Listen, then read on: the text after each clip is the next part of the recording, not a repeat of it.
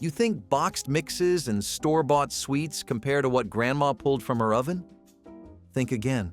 American kitchens once created desserts so inventive and soul-satisfying they defined celebrations for generations. Let's dig into 60 desserts we stupidly stopped making and deeply regret.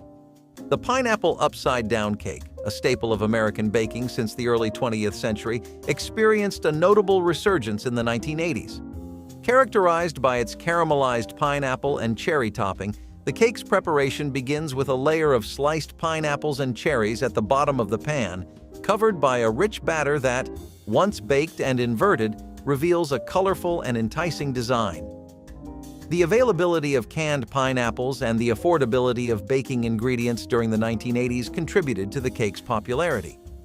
Innovations in non-stick bakeware during the 1980s also facilitated the cake's preparation, ensuring that the aesthetic appeal of the caramelized top was preserved upon inversion. The pineapple upside-down cake not only served as a delicious treat, but also as a canvas for culinary creativity, with many bakers experimenting with different types of fruit and spices to create unique variations of the classic recipe. The potato chip cookies were made for people who can't decide if they want it sweet or salty. These cookies, made from butter, sugar, flour, and crushed potato chips, were staples at bake sales and potlucks. The preparation was simple. Mix the ingredients, form the dough into balls, flatten slightly, and bake until golden. The result was a cookie with a tender, buttery texture and a salty crunch. Despite their simplicity, these cookies were polarizing, with people either loving or loathing the salty-sweet combination. Did your family have a secret recipe for these because mine did? While they might be a quirky reminder of experimentation, potato chip cookies are one 70s treat most are happy to forget. Same with this beer float pie.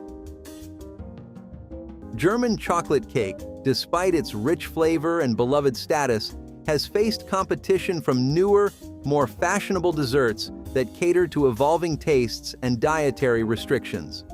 The cake's traditional recipe, which includes a dense, sweet coconut pecan frosting, may not align with current trends toward lighter, less sugary desserts. Additionally, the misconception about its origin, it's American, not German, and the increasing preference for global flavors have also contributed to its reduced prominence in the dessert landscape. Nonetheless, German chocolate cake's decline has not erased its legacy. It remains a nostalgic favorite for many, underscoring the potential for adaptation to today's more health-conscious and flavor-diverse dessert market.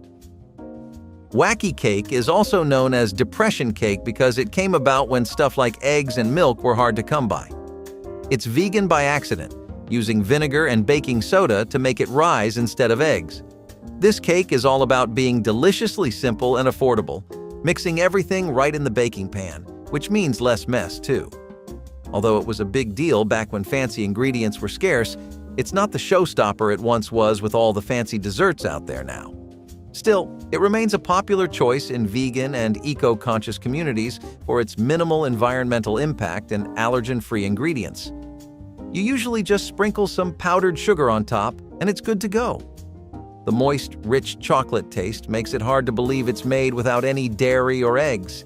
It's just a smart, tasty solution when you're short on supplies.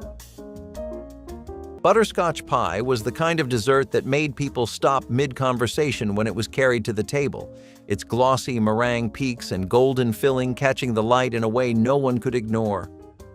The magic started on the stovetop, where sugar and butter melted together to create a deep caramel flavor that filled the kitchen with warmth. Once the mixture thickened into a silky custard, it was poured into a flaky crust and crowned with a cloud of meringue.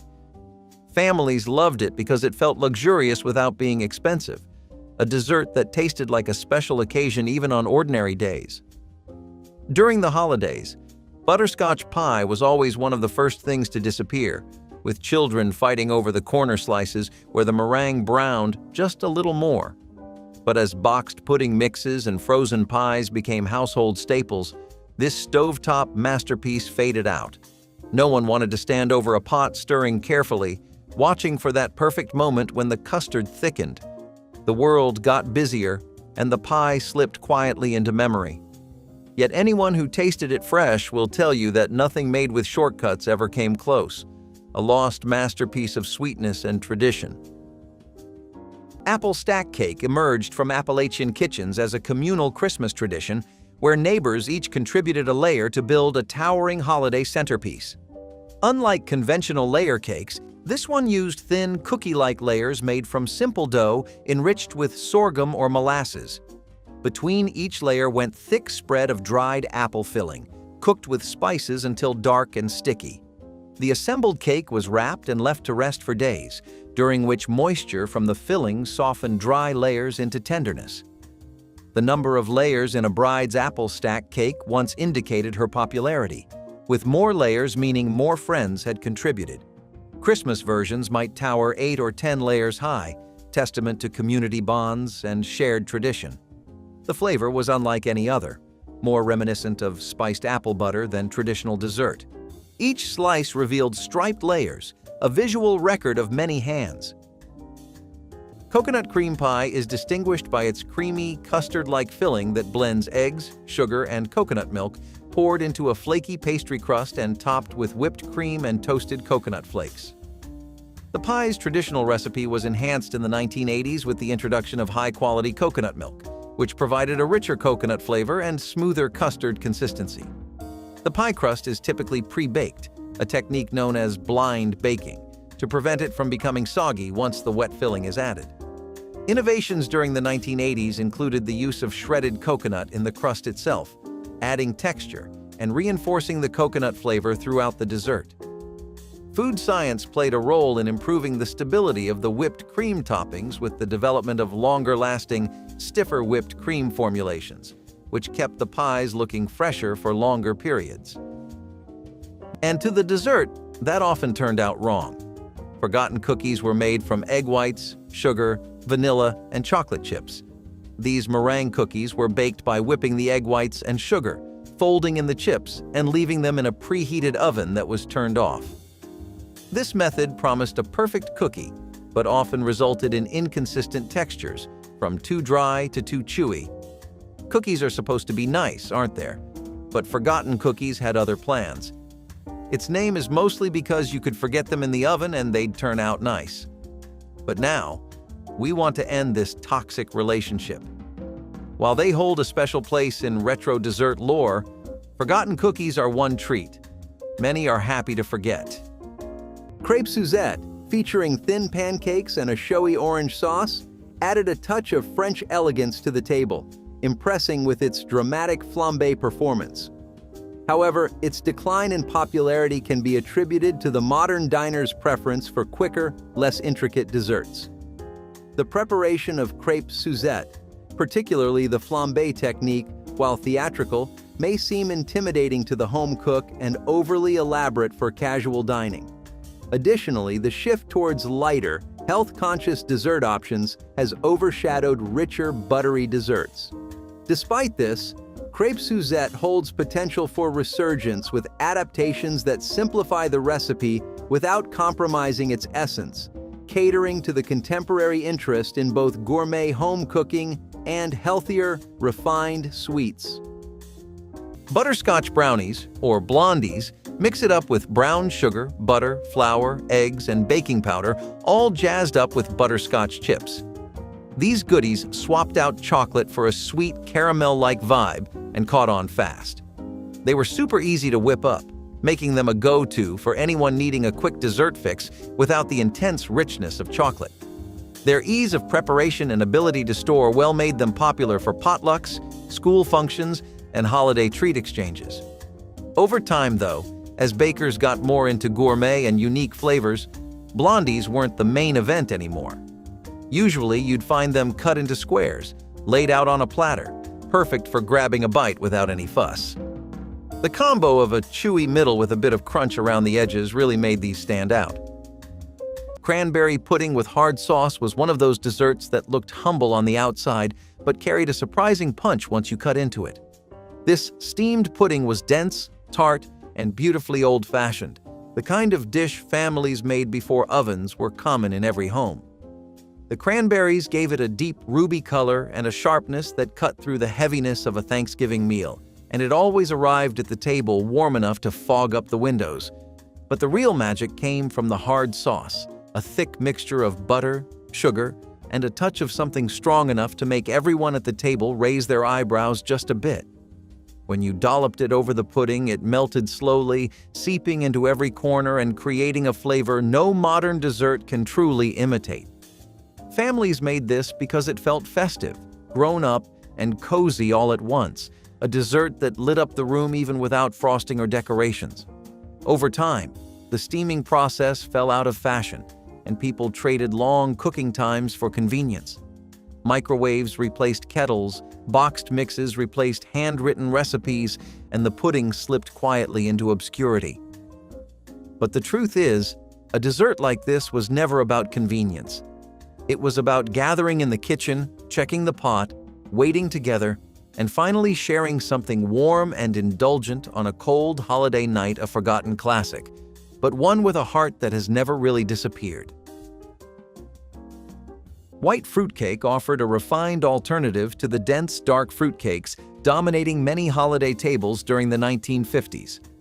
Made without molasses or dark spices, this elegant version featured golden cake batter studded with candied pineapple, pale golden raisins, blanched almonds, and light-colored candied cherries.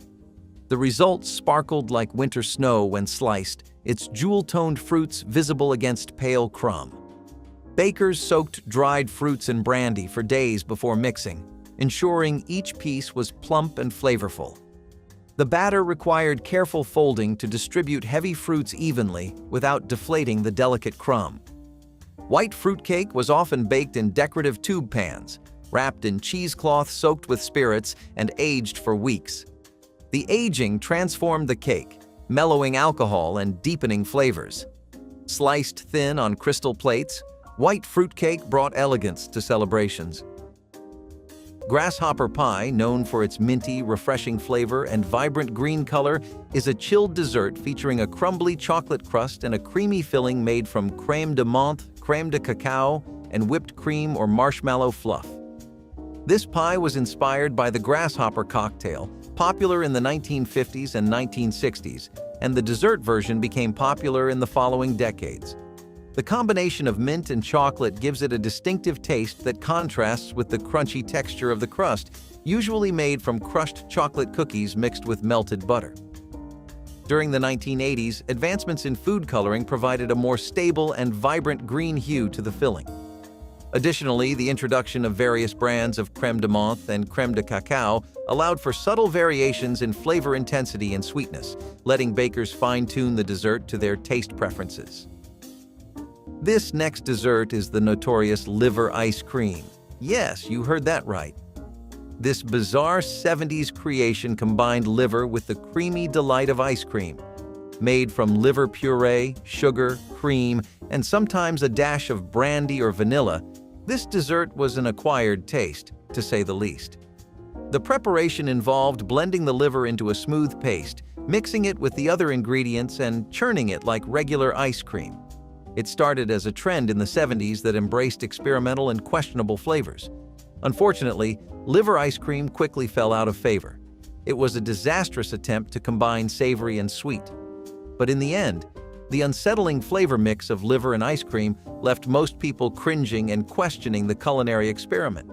Can you imagine the shock of finding liver in your dessert? Although they claimed it was healthy, even the most daring eaters found this oddity hard to swallow. It's safe to say this is one 70s dessert we're happy to leave behind. The pineapple upside-down cake, a marvel of sweetness and texture, charmed its way into hearts with its caramelized pineapple topping and moist cake base. However, as dessert trends moved towards more sophisticated and less sugary options, this cake's presence dwindled. The move away from canned fruit and processed ingredients, which are central to the classic version of this cake, in favor of fresh, less processed alternatives, also contributed to its decline. Moreover, the advent of foodie culture, which prioritizes novel and Instagram-worthy desserts, left the more traditional and less visually dynamic pineapple upside-down cake behind. Despite this, it remains a cherished reminder of past baking traditions, holding potential for revival with updated, healthier ingredients. Neapolitan ice cream sandwiches throw together classic flavors: vanilla, chocolate, and strawberry ice cream, squeezed between cookies or wafers. This treat took the old-school Neapolitan ice cream idea from Italy, where mixing up flavors was the thing, and turned it into a fun, easy-to-eat dessert. Having all those flavors in one bite made it super popular at family get-togethers and community events. It was a blast of color and taste that just felt like a party. But as the dessert scene got crowded with new, exotic flavors and gourmet options, these ice cream sandwiches didn't stand out as much. They were simple but effective, with clear layers of ice cream showing through the cookies, making every bite a mix of creamy and crunchy. Pumpkin chiffon pie was the lighter, softer cousin of the traditional pumpkin pie, a dessert so airy it felt like eating a sweet autumn cloud. It became popular when cooks wanted something elegant but not too heavy after a long day of holiday eating, and chiffon pies were considered the height of sophistication. Instead of the dense custard people are used to today, pumpkin chiffon pie relied on whipped egg whites folded carefully into a spiced pumpkin mixture, creating a silky filling that floated inside its crust. Families loved it because it felt special, almost fancy, even when the ingredients were simple and inexpensive. Mothers would make it the night before Thanksgiving so it had time to set, and children would sneak into the refrigerator just to poke at the trembling surface. But when canned pumpkin fillings and pre-made pies started taking over in grocery stores, chiffon pies faded fast. The delicate preparation did not fit into a world rushing toward convenience. People forgot the feeling of lifting a slice that barely weighed anything, of tasting pumpkin in a way that felt light instead of heavy. The pie disappeared, replaced by versions that were simpler but far less magical. Still, anyone who ever tasted a homemade pumpkin chiffon pie will tell you that nothing has matched its airy charm since. In a holiday built on tradition, it remains one of the sweetest losses. Burnt sugar cake carried a bittersweet sophistication that set it apart from other holiday desserts on 1950s tables. The caramelized sugar syrup flavoring both cake and frosting required patience, as sugar had to be cooked until almost black before being carefully diluted with hot water. This gave the cake its distinctive amber color and deep, complex flavor-balancing sweetness with an almost smoky undertone.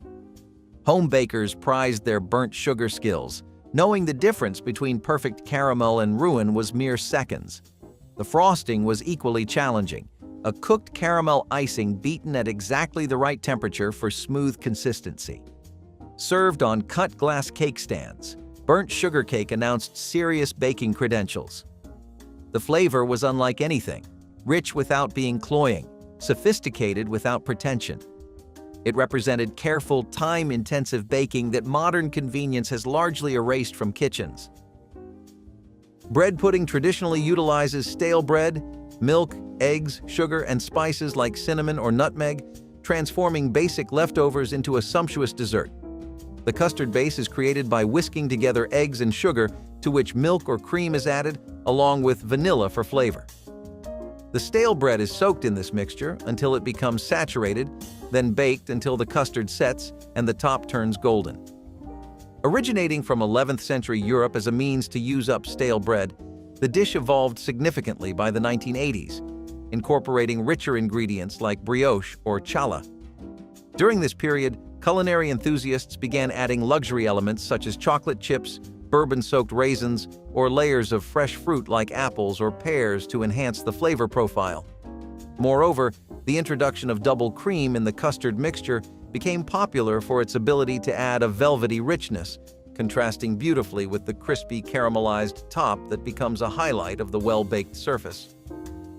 It sounds like meat pie, but meat is not the star ingredient. Rather, it's made from spiced fruits and sweet, sometimes with a hint of meat. Historically, mincemeat pies trace their origins to medieval England and originally contained real meat. The preparation back then involved finely chopping beef or mutton and mixing it with a variety of dried fruits like raisins, currants, and apples, along with spices such as cinnamon, nutmeg, and cloves. Suet, beef or mutton fat, was added for richness, and the mixture was soaked in brandy or another liquor to enhance the flavor. This blend was then left to mature, allowing the flavors to meld together before being encased in a pastry crust and baked. But by the 70s, the meat was mostly gone, but the name stuck. Who remembers those ads claiming these pies were just like Grandma's? Some people may miss it, but we can all agree that the mixture was overly rich and oddly textured. Did anyone else ever wonder why this pie still lingers on holiday tables? Maybe it's time to leave this peculiar dessert in the past where it belongs. Originally created for Queen Victoria's Jubilee, Cherry's Jubilee brings a royal touch to the table, making its historical significance part of its charm. It can easily be adapted into a non-alcoholic version for family-friendly events, ensuring its universal appeal. Serving it over ice cream is classic, but layering it in parfaits or as a crepe filling adds a creative twist. The flambe technique not only captivates diners with its dramatic presentation, but also enhances the dessert's rich flavors. While traditional recipes feature cherries, variations using different fruits or liquors invite customization. Cherries, Jubilee's blend of history, versatility, and theatrical presentation keeps it a beloved classic, offering a special experience for today's diners seeking both tradition and innovation. Prune cake was one of those desserts people loved long before they ever admitted it. A moist, spiced treat that showed up on countless holiday tables thanks to its deep flavor and long shelf life. Grandmothers especially swore by it, calling it their secret weapon because it never dried out and always tasted better the next day. The prunes disappeared into the batter, lending sweetness and moisture without announcing themselves too boldly, and the spices wrapped everything in a warm, comforting aroma. It was a cake that stretched ingredients wisely, perfect for large families and tight budgets. Children would roll their eyes at the thought of prunes, but one bite of that sticky sweet crumb made them believers. It was a dessert born from practicality, the kind of treat that made the most of what people had on hand. But as times changed and holiday desserts became flashier, prune cake was left behind. It did not look glamorous, it did not have fancy toppings, and it did not fit the modern obsession with picture-perfect food. So it vanished, even though anyone who ever loved it can still taste it in their memory, a quiet classic forgotten but never truly gone. Scripture cake was a beloved Christmas tradition that turned baking into a biblical treasure hunt, with each ingredient referenced by chapter and verse. Recipes listed items like Judges 5:25 for butter and Jeremiah 6:20 for sugar, requiring bakers to look up each passage in their family Bible. The result was typically a rich spice cake studded with figs, raisins, almonds, and honey, flavors evoking the ancient Holy Land. Sunday school classes and church groups baked scripture cakes together as holiday activities, combining religious education with kitchen skills. Mothers used the recipe to teach children both cooking techniques and biblical literacy in a single afternoon. The cakes were dense and aromatic, filled with warming spices of cinnamon, nutmeg, and cloves that filled kitchens with the smell of Christmas. Though the tradition has faded, scripture cake once represented how faith and food intertwined in American celebrations.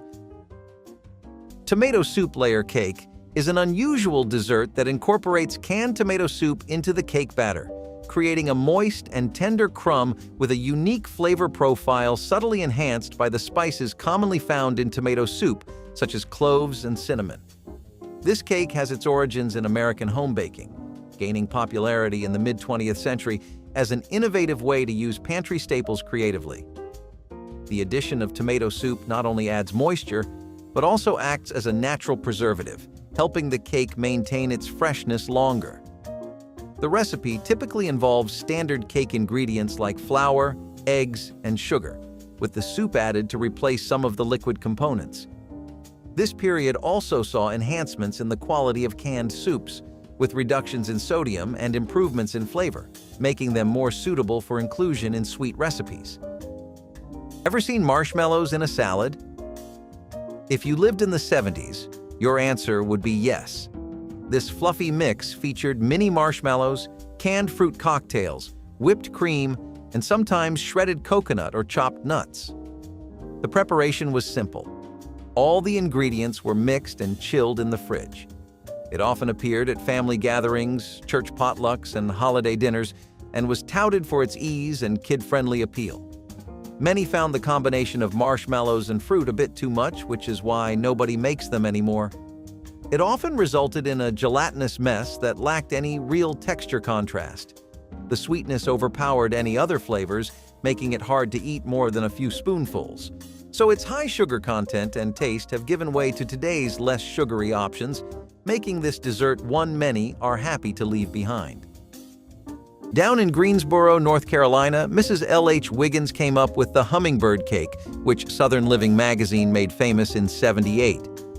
This cake's got it all: bananas, pineapple, pecans, cinnamon, and it's topped with a killer cream cheese frosting that ties all those spicy and fruity flavors together.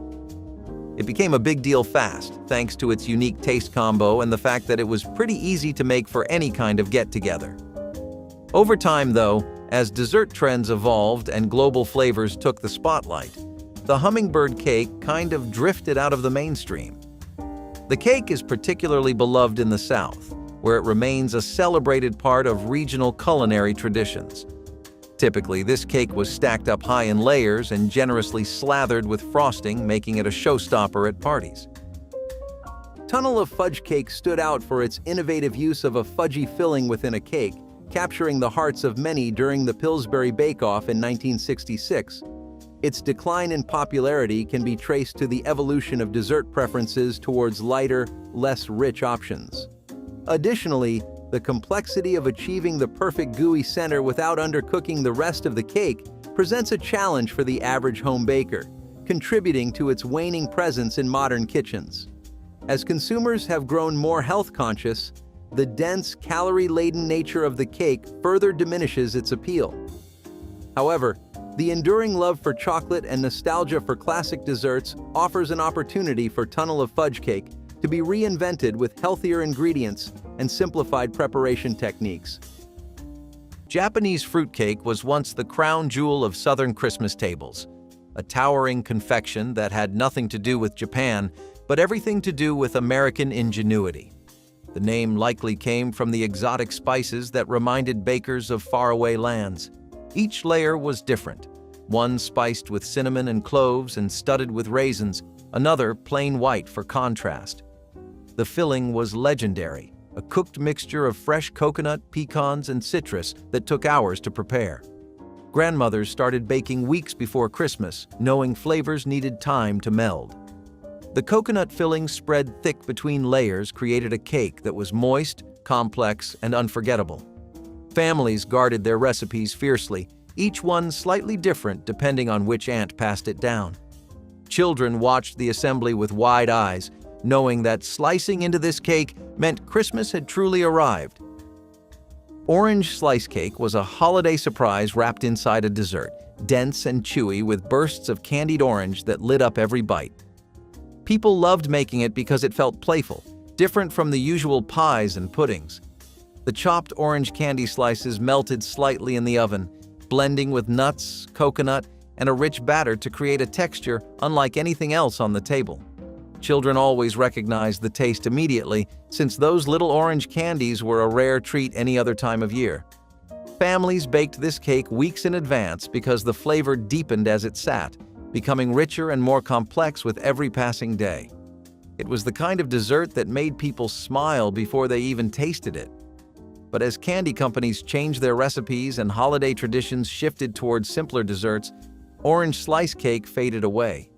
It was too old-fashioned, too sweet, too heavy for modern tastes, and eventually it disappeared from cookbooks and memories alike. Still, for anyone who grew up eating it, the flavor remains unforgettable. A cheerful dessert from a different time. Lemon meringue pie is a classic American dessert consisting of a crisp pastry shell filled with rich lemon custard and topped with a fluffy toasted meringue. The pie's origins can be traced back to the 19th century, but it was in the 1980s that its preparation saw significant refinement. Key to the pie's structure is the stability of the meringue, which in the 1980s benefited greatly from advancements in oven technology that allowed for more precise temperature control, crucial for achieving the perfect meringue. Food science innovations during this time also introduced more reliable cornstarch-based thickeners, which ensured the lemon filling was consistently firm and glossy. Another significant enhancement was the development of more durable and decorative pie dishes that went directly from oven to table, which helped maintain the aesthetic quality of the pie. Picture a rich, steamed Christmas pudding, dense with dried fruits such as raisins, currants, and sultanas soaked in brandy or rum. It is enhanced with suet for richness and bound by dark brown sugar, breadcrumbs, and flour. Ever wonder why Christmas pudding is strictly reserved for Yuletide feasts? Well, its roots trace back centuries to medieval England. It was a symbol of wealth and prosperity. In the 1970s, families anticipated the lighting of the Christmas pudding, eager to find hidden charms and coins for luck. But despite the charm, the hidden charms in this thick, overly sweet treat can cause dental issues, making it hit or miss. Remember those festive packages that came with snowy landscapes and carolers? They couldn't hide the fact that many hated the obligatory bite of this heavy, fruit-laden relic, so it's no surprise that this dessert is one we're happy to leave in the past. Speaking of thick foods, rice pudding falls right under that list.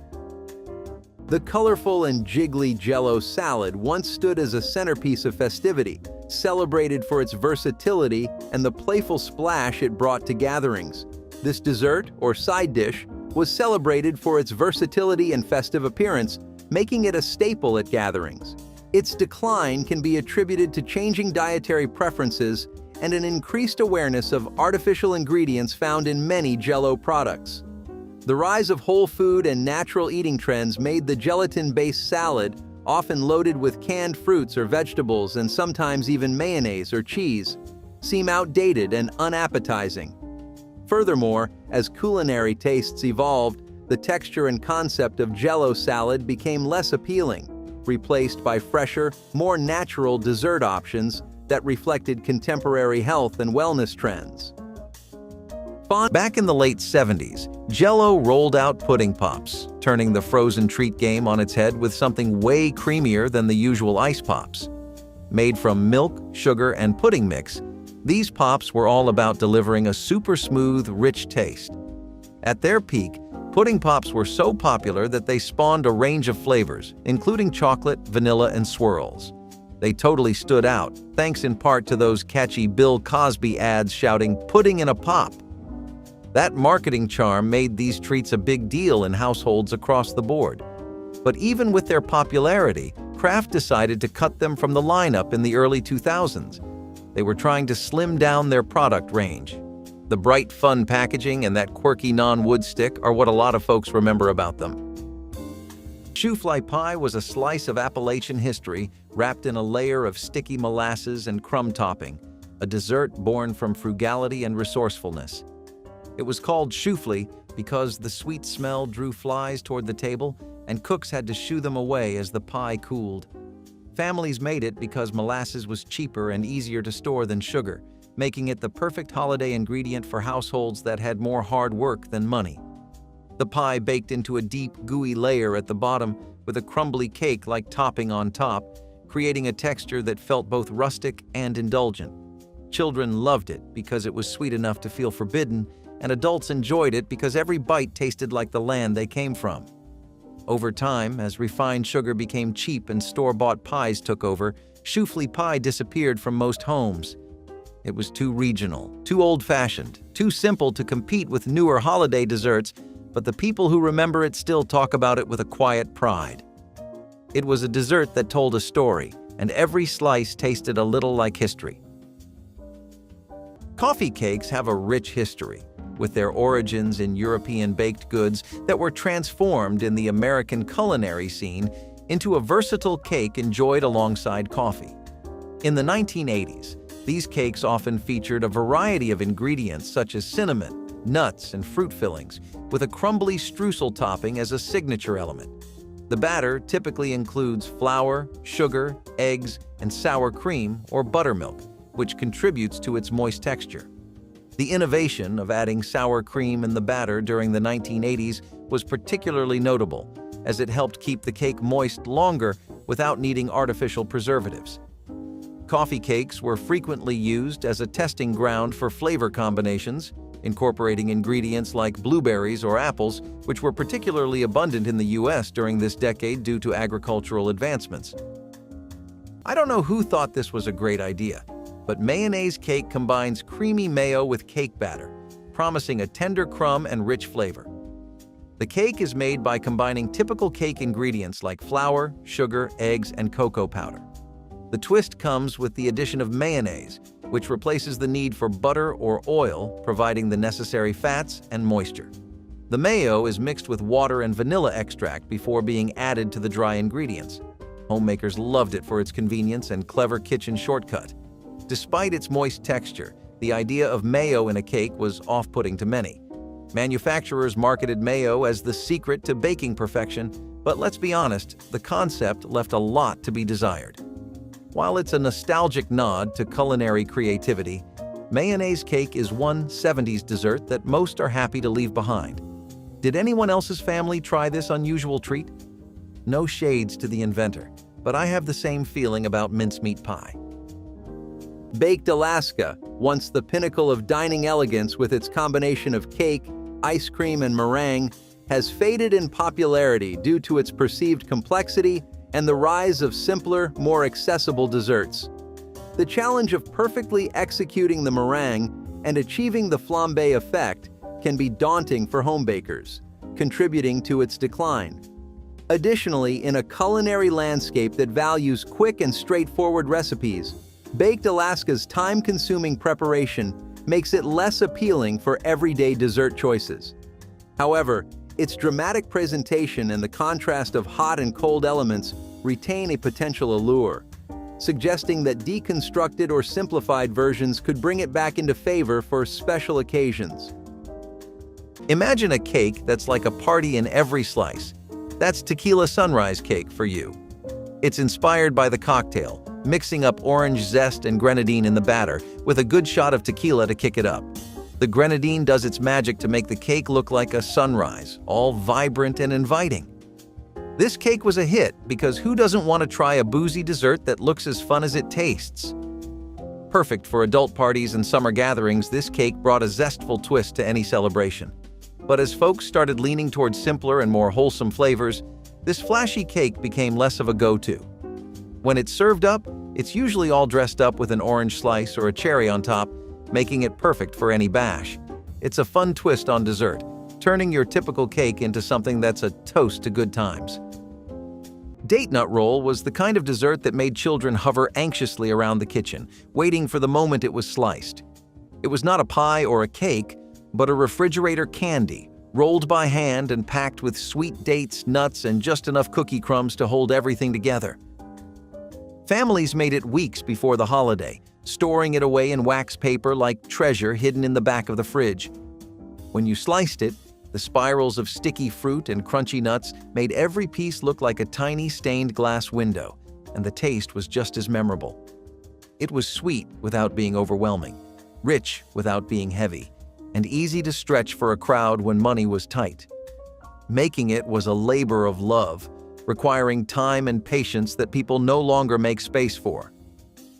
As store-bought candy boxes and pre-made sweets filled the shelves, the roll faded away, seen as too old-fashioned or too fiddly for modern kitchens, but back then it symbolized celebration, care, and the quiet excitement of a holiday dessert pulled from a cold shelf on a chilly evening. A little forgotten, maybe, but never undeserving of its place at the table. Millionaire Pie, known for its rich, creamy filling that typically includes pineapple, maraschino cherries, pecans, and sweetened condensed milk in a graham cracker or pastry crust, is a no-bake dessert that likely originated in the southern United States. The pie's filling is usually mixed together and chilled in the refrigerator until set, making it an ideal recipe for quick preparation without the need for an oven. During this time, variations began to include the use of whipped cream or cream cheese to enhance the texture and flavor of the filling, offering a more decadent and smooth consistency. The addition of coconut or different types of nuts was also a popular variation that provided an interesting texture contrast to the creamy filling. Next up, we have the cornflake tart, a 70s dessert that brought the crunch of breakfast cereal to the table. This tart features a short crust pastry base filled with a sticky mixture of golden syrup, butter, and sugar, topped with crunchy cornflakes. The preparation involved baking the pastry shell, pouring in the warm syrup mixture, and sprinkling the cornflakes on top before popping it back in the oven. While it was a school dinner classic in the UK, loved for its sugary hit and satisfying crackle, its sheer sugar overload made it a tooth-achingly sweet treat. Not to mention that it often resulted in sticky, hard-to-clean baking pans. Did anyone else have this as a childhood favorite? Well, you're grown now and wise, and you know that all that sugar is not good for you. This crunchy, sticky dessert is best enjoyed in small doses, if at all.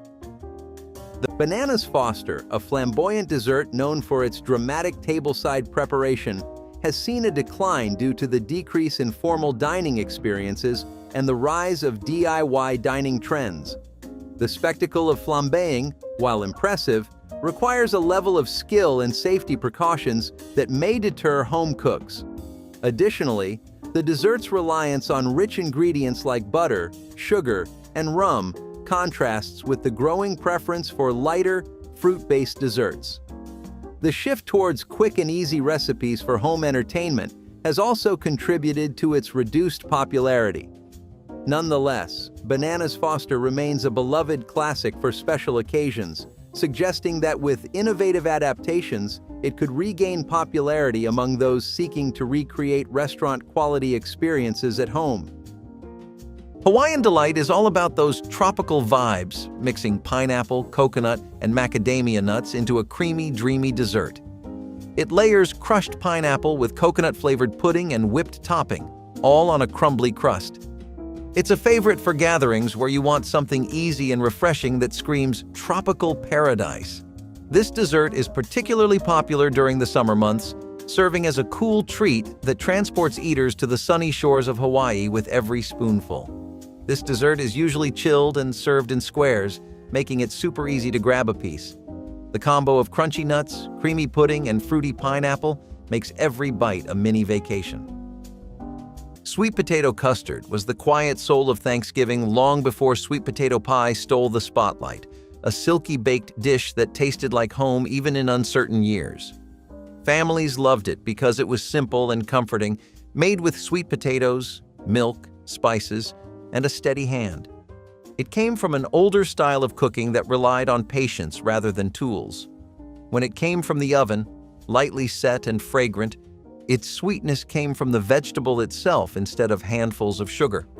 Adults swore it softened even the hardest winters, but as shortcuts and store-bought pies took over, the custard was pushed aside as too plain or old-fashioned. People forgot that its simplicity was exactly its charm. No crust, no excess, just a warm, velvety dessert that felt like a hug on a cold evening.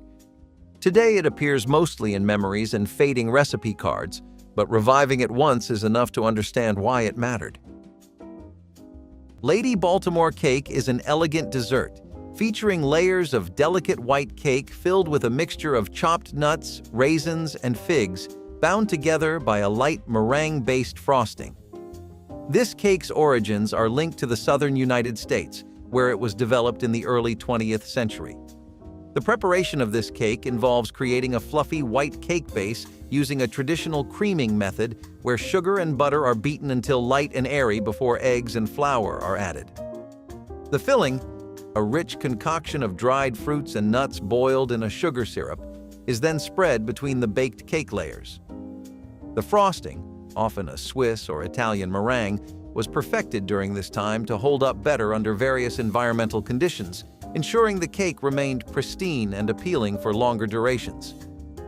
This next one is Jell-O salad, a dessert that combines flavored gelatin with mix-ins like canned fruit, shredded carrots, marshmallows, and even cottage cheese, just throwing a bunch of ingredients at each other. Traditionally, the gelatin was dissolved in hot water, mixed with the ingredients, and left to set in the fridge. Jell-O salad's roots go back to the mid-20th century when convenience foods became popular, but it truly hit its stride in the 70s. It was on every potluck and holiday table. Remember those kitschy commercials that were said to be fun and festive dishes? Despite the cheerful marketing, many secretly hated this jiggly creation. Who else remembers poking at it with a fork, trying to understand the mysterious bits? While it's a nostalgic trip down memory lane, Jell-O salad is one retro dessert that most of us are happy to leave in the past, with no regrets. Harvey Wallbanger cake, inspired by the cocktail, infused the dessert scene with a unique blend of orange, vodka, and Galliano, offering a spirited, tangy treat. Its decline can be attributed to changing tastes and the proliferation of desserts that incorporate a wider range of flavors and ingredients. The novelty of alcohol-infused cakes has expanded, making the Harvey Wallbanger cake less distinctive among desserts that feature more complex or exotic alcohol bases. Additionally, the shift towards more natural and health-conscious dessert options has led to a decreased interest in cakes heavily reliant on processed ingredients.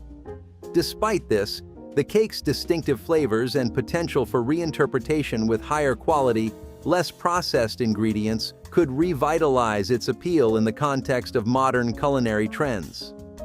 Magic Pan crepe cakes come from those Magic Pan restaurants that made crepe dishes a big deal back in the 60s and 70s. Here's how they do it. They layer up thin crepes with all sorts of fillings, from sweet creams and fruits to savory cheeses and spinach. Basic crepe batter is pretty simple, just flour, eggs, milk, and butter. But when you stack them up and fill them just right, it turns into something special. Each layer was carefully assembled to ensure the flavors melded beautifully, providing a gourmet experience that was rare at the time. These crepe cakes were a hit because you could watch them being made right in front of you, which was pretty cool back then. Though they were a favorite for a while, as the Magic Pan spots closed down and eating out got more casual, crepe cakes weren't as common. When they served them, it was always with style, dressed up with a little sauce or a sprinkle of powdered sugar to make them look as good as they tasted. Mincemeat pie was once the crown jewel of Thanksgiving, the kind of dessert that could stop you in your tracks because the house filled with the smell of spice, fruit, and something warm that felt older than memory. People forget that mincemeat was not just a pie. It was a ritual built slowly with dried apples, raisins, sweet cloves, and whatever a family saved for the holiday. It was about turning humble ingredients into something that tasted like celebration even when times were thin. Grandmothers made it by instinct, each slice slightly different depending on the year's harvest. Kids wrinkled their noses at the idea of sweat, but one bite of that sticky, rich filling turned anyone into a believer. It demanded patience and trust in the old ways, which is why it faded once canned fillings and pre-made pies appeared. The world sped up, and mincemeat pie did not fit into a life lived in a hurry. Today, most people have never tasted it at all, but anyone who makes it from scratch understands why older generations fought to keep the recipe alive.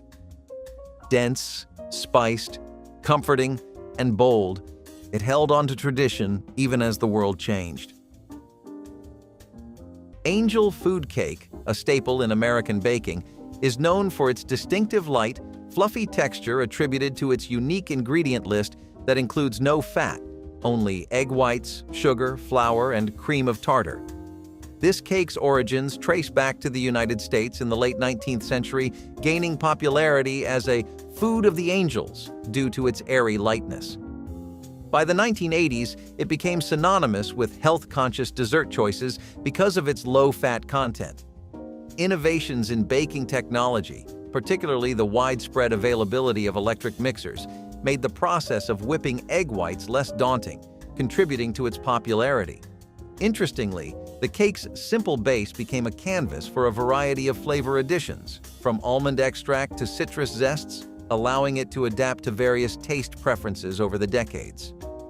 Next up is the rather mysterious prune whip, a dessert made from pureed prunes, egg whites, sugar, and lemon juice whipped into a fluffy, mousse-like consistency. Despite being marketed for its elegant and healthful qualities, prunes were never a popular choice with kids, who often looked at this dessert with suspicion. Like, what on earth are these? Did your family try to pass this off as a posh treat, only to meet with turned-up noses? Well, mine did. While some appreciated its subtle sweetness and airy texture, others couldn't get past the prune base. It often reminded diners of medicinal prune juice rather than a treat. Today, prune whip is more of a culinary curiosity, remembered by some and forgotten by others.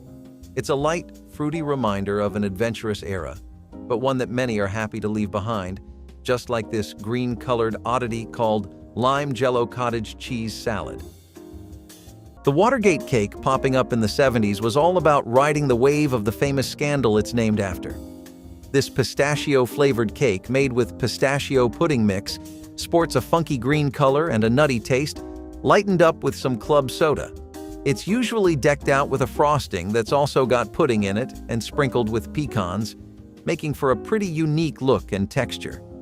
The whole novelty of its theme and the connection to a wild moment in politics helped make it a hit. But as people started digging more natural and less artificially flavored sweets, its star faded. Watergate cake was typically a sheet cake, super easy to slice up for casual gatherings. Apple pandowdy was the rustic cousin of all the fancier apple desserts, a dish that did not care about looks or presentation and still managed to win every heart at the table. It began with sliced apples simmered with cinnamon, butter, and a touch of brown sugar until the whole house smelled like the inside of an orchard. Instead of laying a perfect crust over the top, cooks would break pieces of dough and scatter them unevenly, letting the edges sink into the bubbling fruit as it baked. The juices caramelized around the dough, turning each little piece into something crisp, chewy, and irresistible.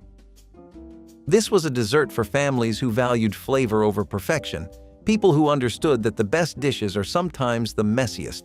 Children loved it because it felt fun, like a dessert that broke the rules, and adults loved it because it tasted like the orchard harvest served straight from the pan. But as crisps and cobblers became more popular and easier to sell in bakeries, the pandowdy quietly slipped away. Its uneven top was not camera-ready, and its old-fashioned name did not help it survive in a modern world. Still, anyone who ever ate it fresh from the oven remembers the way it tasted like fall itself, a forgotten treasure hiding in plain sight. Lane cake originated in Alabama and reached peak popularity during the 1950s Christmas seasons when Southern hostesses competed to produce the most impressive version. The cake layers were simple white or yellow cake, but the filling was where ambition met tradition. Pecans, coconut, raisins, and maraschino cherries were folded into rich custard, then generously spiked with bourbon or brandy. Some recipes called for so much liquor the cake needed days to age, allowing the alcohol to mellow and permeate every layer. The frosting was fluffy, white-boiled icing providing contrast to the boozy, fruit-studded filling. Lane cake was not for children, and adults treated each slice as celebration. Baking one required confidence, as the custard could curdle if overcooked and boiled icing demanded precise timing. Those who mastered it earned reputations lasting decades. Their cakes requested year after year at family gatherings. The chocolate mayonnaise cake, a novel yet beloved dessert, makes ingenious use of mayonnaise to replace traditional fat components like butter or oil.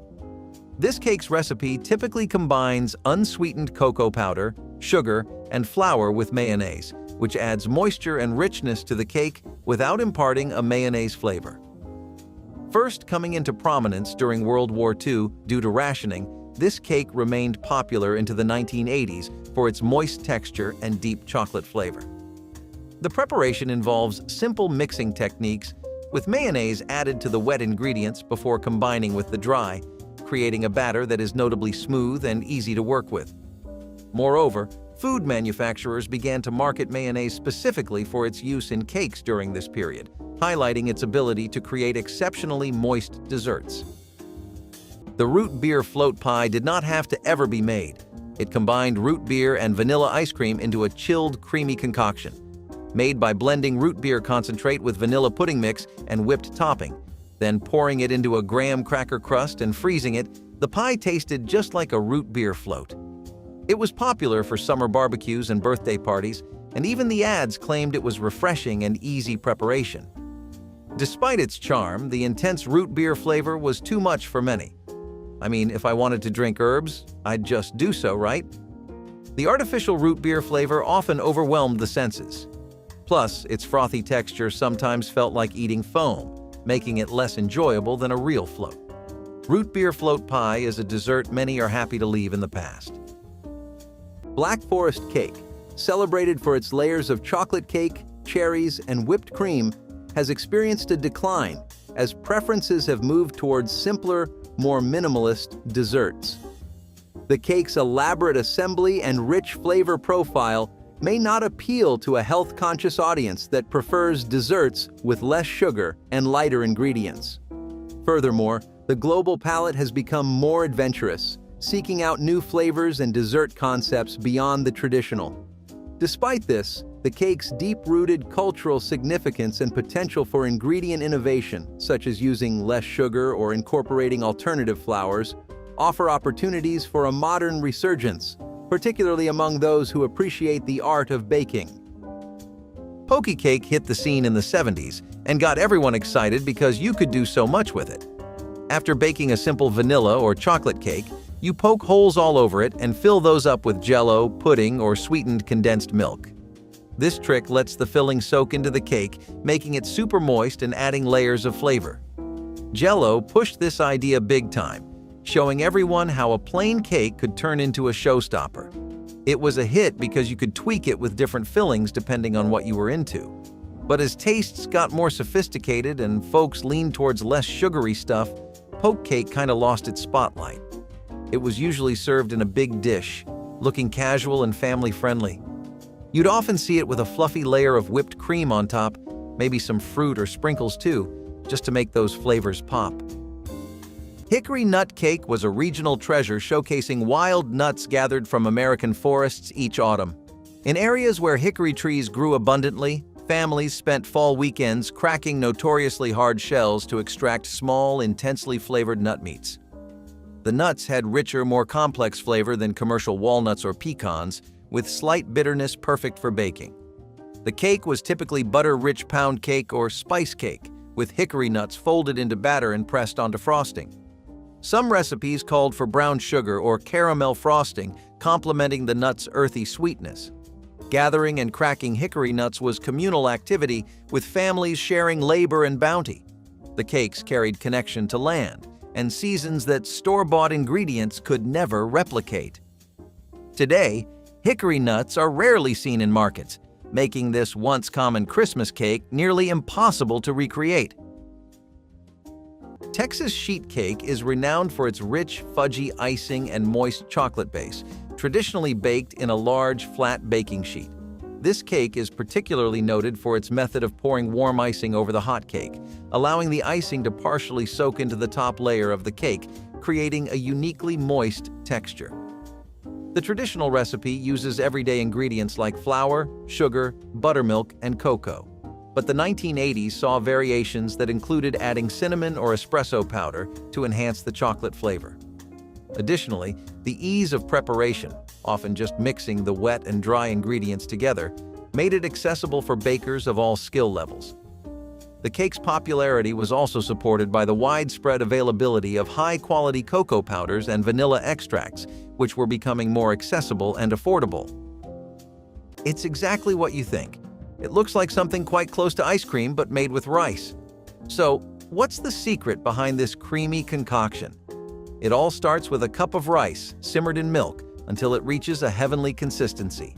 Add a sprinkle of spice and a dash of sweetness, and you've got rice pudding. In the 1970s, families loved it as a budget-friendly meal, perfect for stretching ingredients. Its versatility made it a star in both sweet and savory dishes. But many found it bland and mushy, with a texture that could be likened to baby food. Its consistency and lack of flavor left many unimpressed and unsatisfied. Some of us really don't care if it was Grandma's favorite thing to make. We are happy to leave it right where it belongs, right there alongside mayonnaise cake. Viennetta, with its elegant layers, once defined the pinnacle of frozen desserts, offering a sophisticated alternative to the everyday ice cream treat.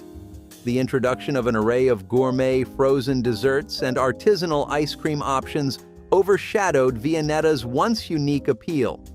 Additionally, changes in consumer preferences towards customizable and varied dessert options made Viennetta, which offers limited flavors and variations, less attractive. Its decline also reflects broader shifts in the dessert market, where consumers increasingly seek out desserts that offer both visual appeal and a complex array of flavors, something Viennette's simple elegance no longer fulfilled for many. Napoleons, or millefeuilles, are these fancy pastries with layers of puff pastry and pastry cream, all topped off with this slick glazed icing.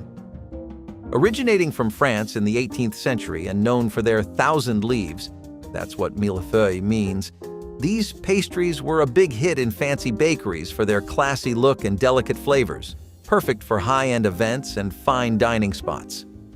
Making them was no small feat, though, and as lighter, simpler desserts became more popular recently, Napoleons started showing up less often.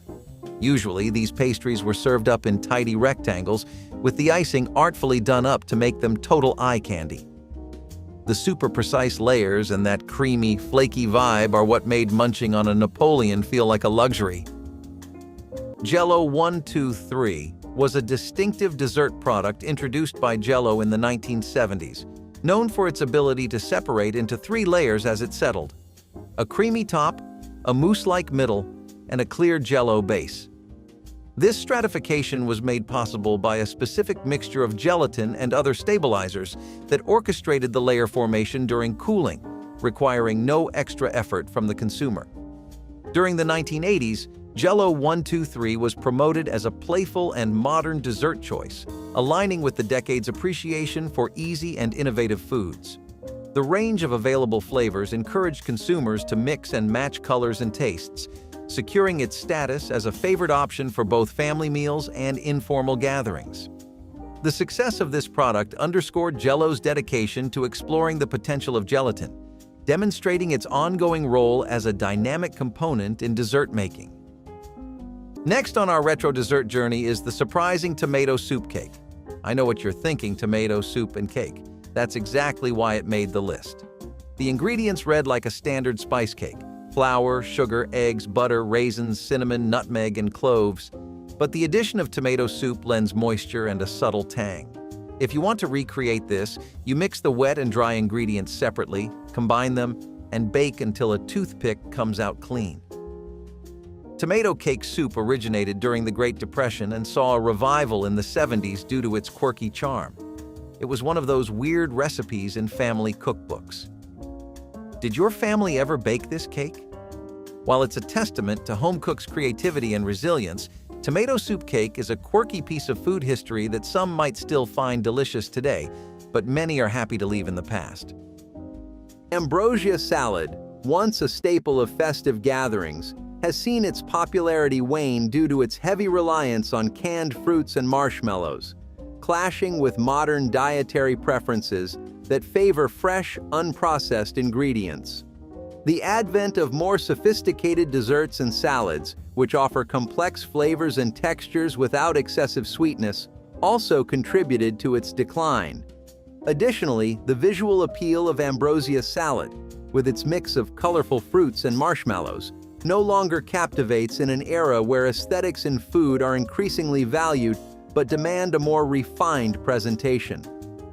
Despite this, ambrosia salad's nostalgic value keeps it in the memories of those who grew up with it, suggesting a possible pathway for reinvention that aligns with contemporary tastes and health considerations.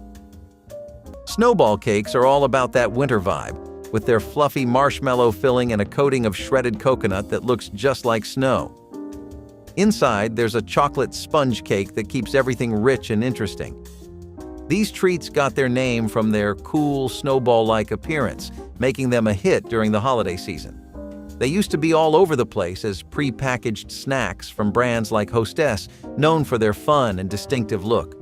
But as people started choosing more natural and less processed options, snowball cakes kind of faded out. They were usually wrapped up all neat, making them easy to grab and go. Lady Baltimore cake was the grande dame of Southern Christmas baking. A towering white layer cake with filling so complex it required its own recipe card. The cake was delicate white, made with egg whites only, producing ethereal texture that melted on the tongue. The filling was the star, a boiled frosting mixed with chopped figs, raisins, pecans, and candied cherries, creating sweet and chewy contrast to the tender crumb. The entire cake was enrobed in more fluffy white frosting, creating pristine appearance belying the richness within. Named for the novel by Owen Wister, Lady Baltimore cake became synonymous with gracious Southern entertaining and elegant holiday gatherings. Hostesses began preparations days in advance, knowing multiple components required careful timing. Cutting the first slice revealed the treasure hidden inside, and guests would gasp at generous filling studded with dried fruits and nuts. The refrigerator cake, known for its no-bake convenience, consists of layers of crispy cookies softened by whipped cream or pudding to form a cohesive, cake-like texture. The 1980s brought innovation to this classic with the introduction of flavored whipped creams and diverse cookie varieties, transforming the traditional vanilla or chocolate profiles into more exotic flavors. The typical assembly involves a strategic layering of cookies alternated with generous amounts of cream, which is then left to set in the refrigerator until the cookies absorb moisture and meld together. During this period, advancements in refrigeration technology allowed for better temperature control, ensuring that the cakes set perfectly and maintained their structure when sliced. Next is a hot dog and marshmallow casserole. Okay, combining hot dogs and marshmallows in a dessert was as bad as it sounds. This casserole was made with sliced hot dogs, mini marshmallows, canned pineapple chunks, and a sweet glaze made from brown sugar and mustard. The oddly sweet and savory concoction was layered and baked until everything melded together. The dessert likely emerged during the 70s era of experimental recipes. Most families that served these got side eyes. Despite the novelty, this dish was more a conversation piece than a delight. How many of you would dare serve this today?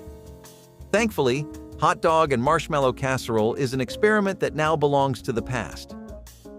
Fondue, a beacon of the 70s dining scene, created memorable moments around pots of melted cheese and chocolate, fostering a unique communal eating experience. Its decline in popularity can be traced back to the end of the fondue party trend, as people sought quicker, less interactive dining experiences due to changing lifestyles. The rise of fast food and ready-to-eat meals emphasized convenience over the communal, leisurely dining experiences fondue provided. Additionally, the health concerns associated with the high-calorie content of cheese and chocolate fondues contributed to its waning popularity, as dietary trends shifted towards lower fat and lower sugar options. Despite this, fondue retains a nostalgic charm and has potential for resurgence with healthier ingredients and innovative dining concepts. Divinity is this super fluffy cloud-like candy that popped up in the US early in the 20th century. It's mostly whipped up from egg whites, sugar, and corn syrup, and often you'll find nuts like pecans or walnuts thrown in for a nice crunch. Making Divinity can be tricky because humidity can totally mess with it, but when you get it right, it's like eating a sweet, airy piece of heaven. It got super popular around the holidays because it's a blast to make with family and tastes like a festive treat. Over time, though, as quicker, easier sweets came around, not as many folks made it from scratch. It's usually scooped onto wax paper to set into little clouds, sometimes topped with a nut. Jam cake was a spice-filled wonder that transformed pantry staples into holiday splendor across Southern and Midwestern kitchens.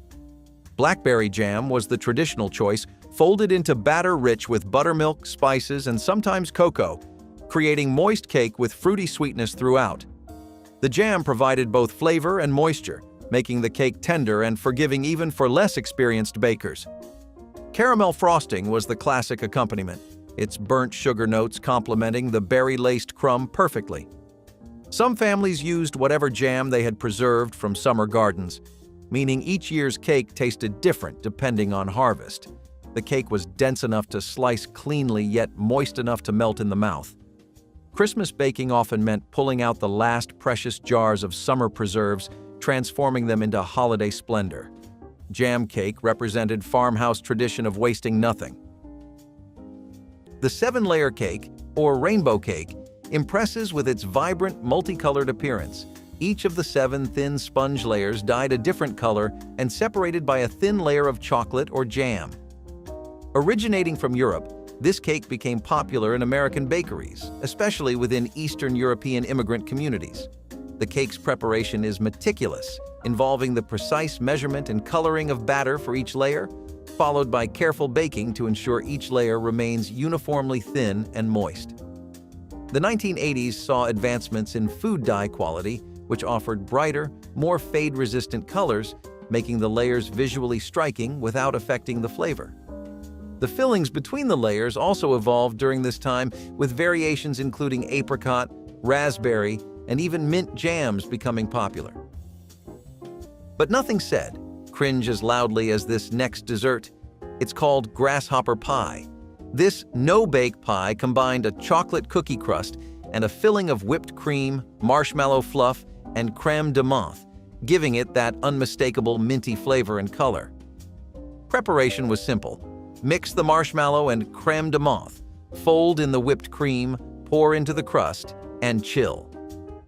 Grasshopper pie peaked in popularity in the 70s thanks to its striking appearance and ease of preparation.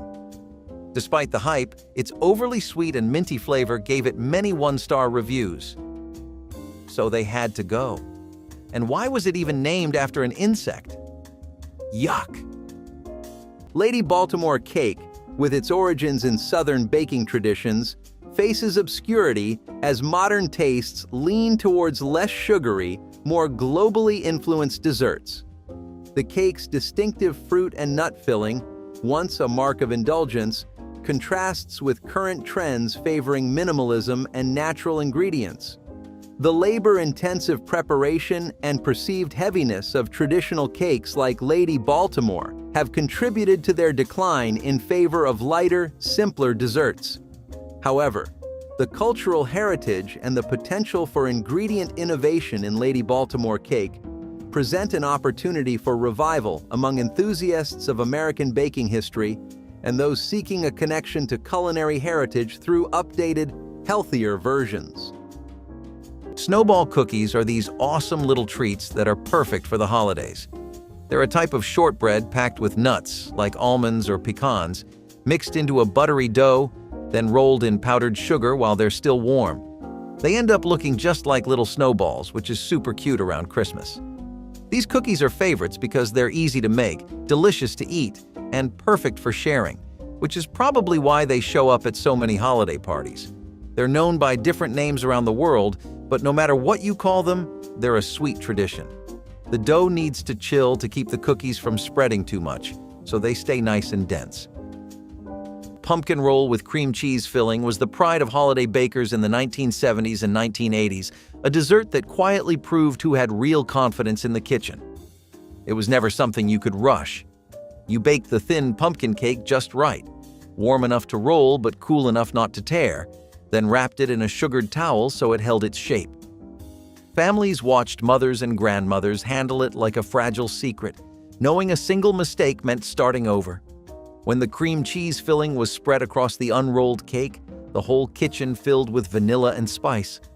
Rolling it back up brought a moment of suspense before those perfect spirals appeared later on the cutting board. But desserts with shortcuts slowly replaced it, and fewer people wanted to spend an afternoon coaxing a thin sheet of cake into behaving.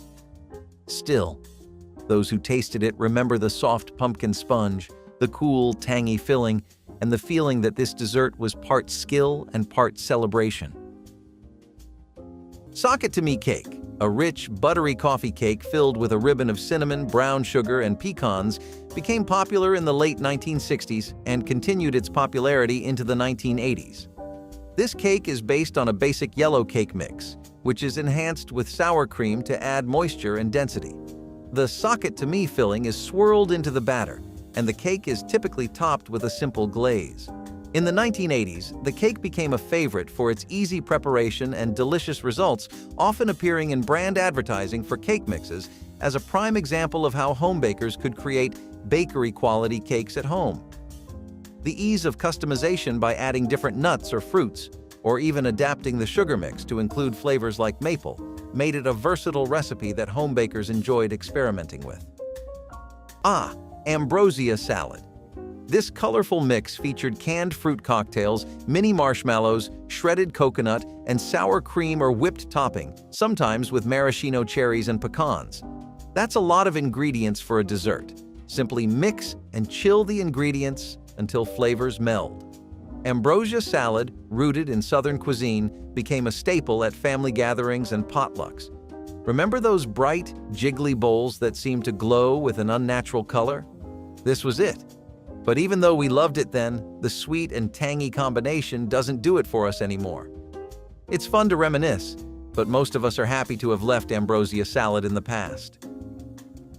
Grasshopper pie, minty and bright, offered a refreshing departure from traditional desserts, captivating with its vibrant green hue and creamy texture.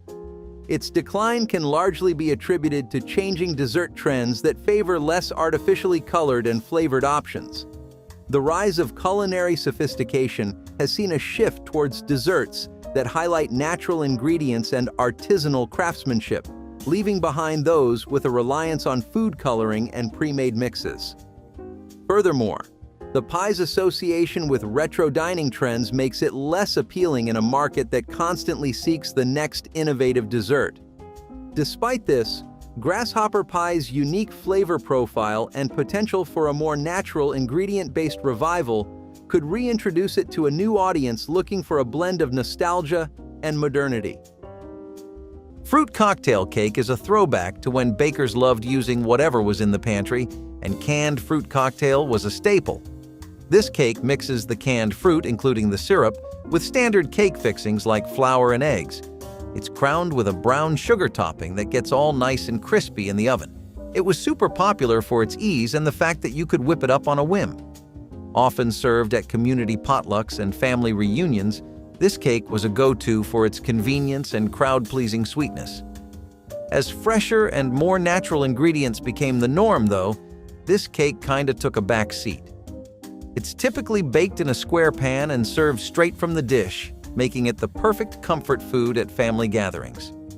The moist texture with that sweet, crunchy top makes it a simple pleasure, just a real cozy, old-school dessert.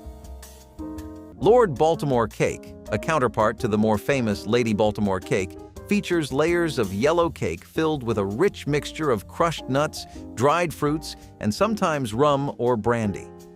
This cake was particularly noted for its fruity, boozy filling, which set it apart as a more robust option compared to its delicate counterpart. Originating from the southern United States, its preparation involves creating a moist, buttery yellow cake base, which is then layered with the fruit and nut mixture. The 1980s brought innovations such as using macerated fruits in the filling, enhancing the moisture and flavor of the cake, and introducing different types of nuts for a varied texture. This dessert was often covered with a simple glaze or a light frosting, which was sometimes flavored with citrus to cut through the richness of the filling. Who could forget the polarizing taste of anise cookies? They were made from simple ingredients like flour, sugar, butter, eggs, and a generous amount of anise extract or seeds. Traditionally, they were mixed, rolled out, cut into festive shapes, and baked to a light, crispy perfection.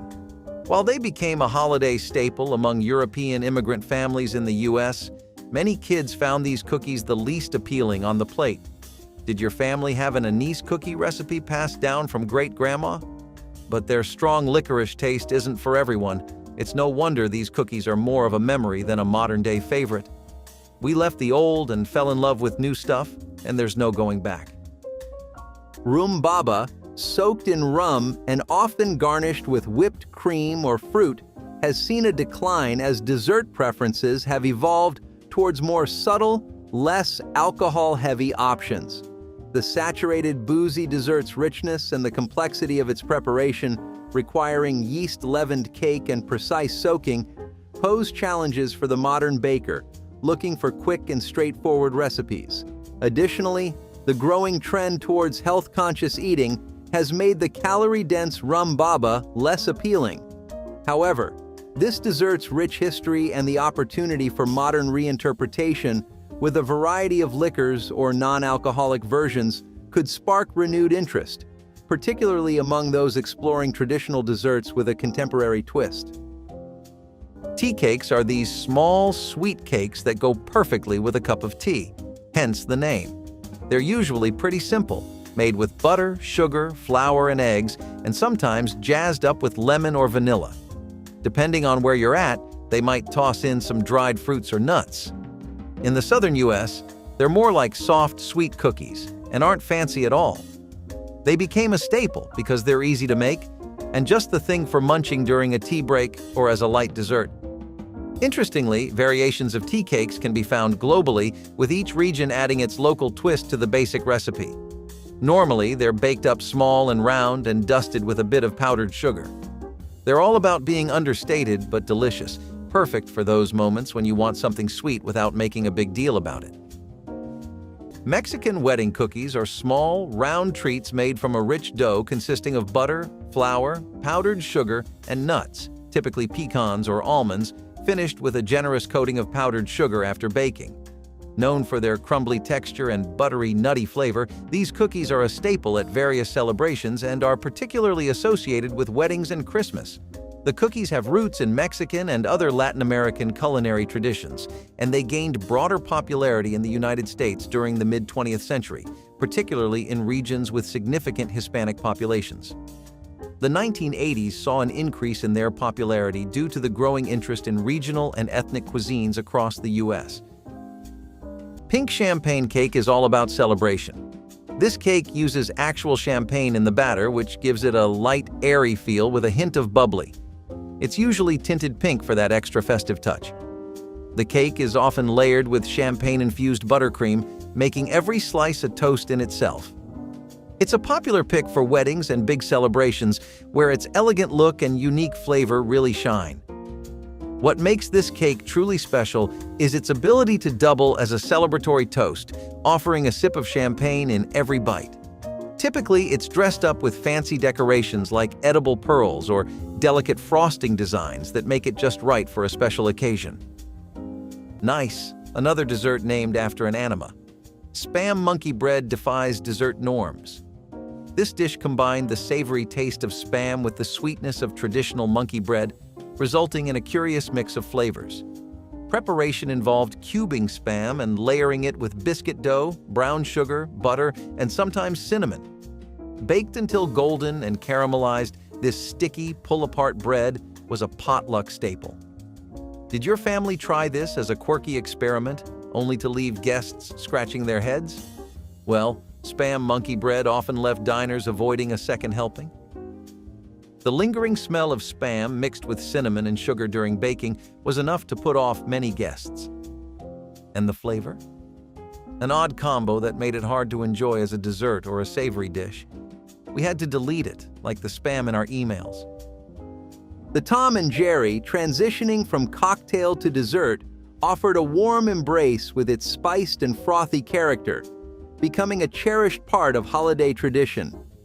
It has seen a decline as preferences shift towards simpler, less labor-intensive drinks.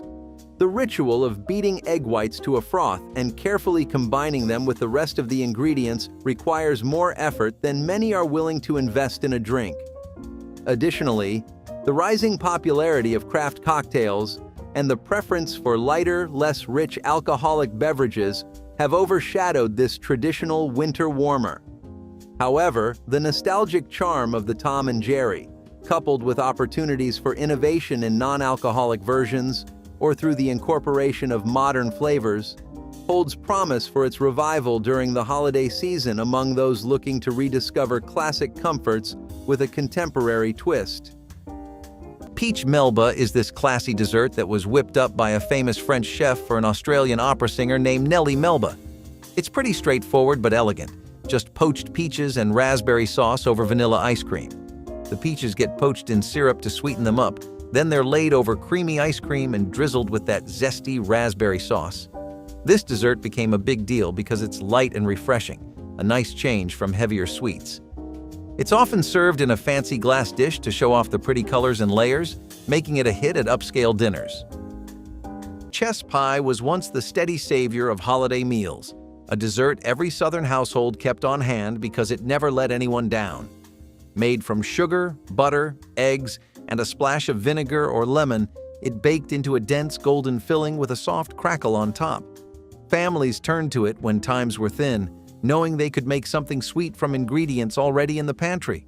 Its flavor was warm, rich, and comforting, with a tang that made each bite feel special. For many, chess pie tasted like childhood and crowded dinner tables during cold nights.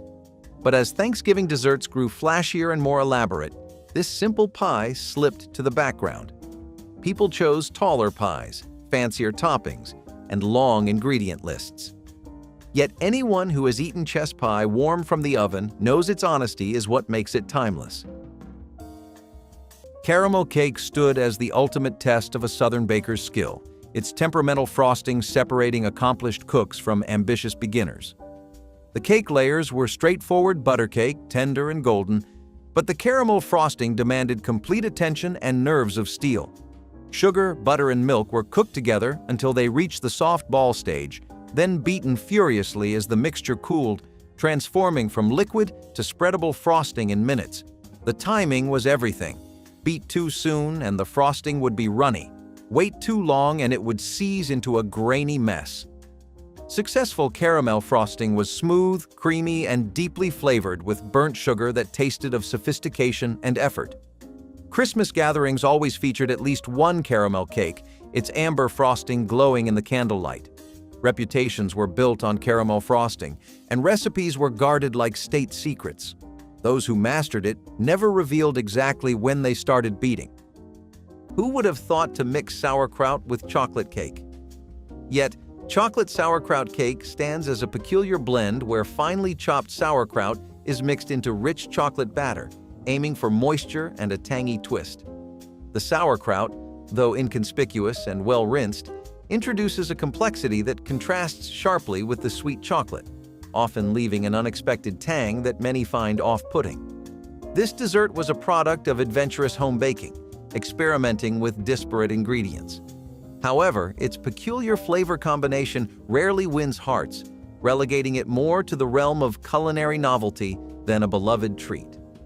Thus, chocolate sauerkraut cake remains a creative but quirky footnote in dessert history. Dacquoise, distinguished by its layers of nut meringue and buttercream, has become a lesser-known dessert amid the rise of simpler, more casual sweets. The meticulous preparation required to achieve its delicate texture and the perceived richness of its fillings may deter those seeking quicker, lighter dessert options. Furthermore, the increased interest in gluten-free and health-conscious eating challenges the traditional dacquoise, which is rich in sugars and fats. Yet its inherent elegance and the possibility of incorporating alternative, healthier ingredients suggest that dacquoise could be rediscovered and appreciated by a new generation interested in sophisticated yet accessible baking projects. Walnut fudge brownie pie was the dessert that tried to give everyone what they wanted at once. Pie lovers, brownie lovers, chocolate lovers, all satisfied with a single slice. It baked up dense and rich, a thick brownie filling poured into a crust and studded with big walnut pieces that toasted as the oven warmed. In the 1970s, this pie felt modern and indulgent, the kind of dessert you made when you really wanted to impress your guests without taking on a complicated recipe. Children loved the gooey center, adults loved the deep chocolate flavor, and everyone agreed it was more exciting than the usual lineup of pies. But as store-bought brownie mixes and pre-made desserts became common, this homemade hybrid faded away. It took time, patience, and real ingredients, and fewer people were willing to whisk melted chocolate on a holiday morning. Still, those who tasted it remember how it walked the line between rustic and decadent, simple in spirit, unforgettable in flavor. Black walnut cake showcased one of America's most distinctive native nuts, with a flavor so intense it divided families into passionate admirers and determined avoiders. Black walnuts grew wild across the eastern United States, and gathering them each fall was a messy, labor-intensive process that stained hands for weeks. The nuts had a bold, almost wine-like flavor with hints of smoke and earth that English walnuts could never match. Bakers folded them generously into butter cake batter and pressed them into caramel or cream cheese frosting. The strong flavor meant a little went far. but true devotees packed their cakes with as many nuts as the batter could hold. Rural families who gathered their own black walnuts considered them precious, using them only for special occasions like Christmas. The cakes were dense and richly flavored, perfect for slicing thin and savoring slowly. Though black walnuts can still be found, the labor of gathering and shelling them has made this cake increasingly rare. This dessert combined lime-flavored Jell-O, cottage cheese, crushed pineapple, and sometimes nuts or marshmallows. The result was a wobbly, creamy, sweet-sour concoction. The mix of lime Jell-O and cottage cheese created a texture often similar to curdled milk. So it's surprising how this ever became a party staple. Popular at potlucks and holiday gatherings, this salad was often showcased in fancy molds. Who remembers those vintage ads promising a refreshing and nutritious treat? Despite its vivid color and festive presentation, many found the combination of lime Jell-O and cottage cheese too strange. Strange enough, we had to put the nail in the coffin so it would never come back. Charlotte Russe, with its rich cream and ladyfingers, brings back the luxury of old-time parties, showing off classic American elegance.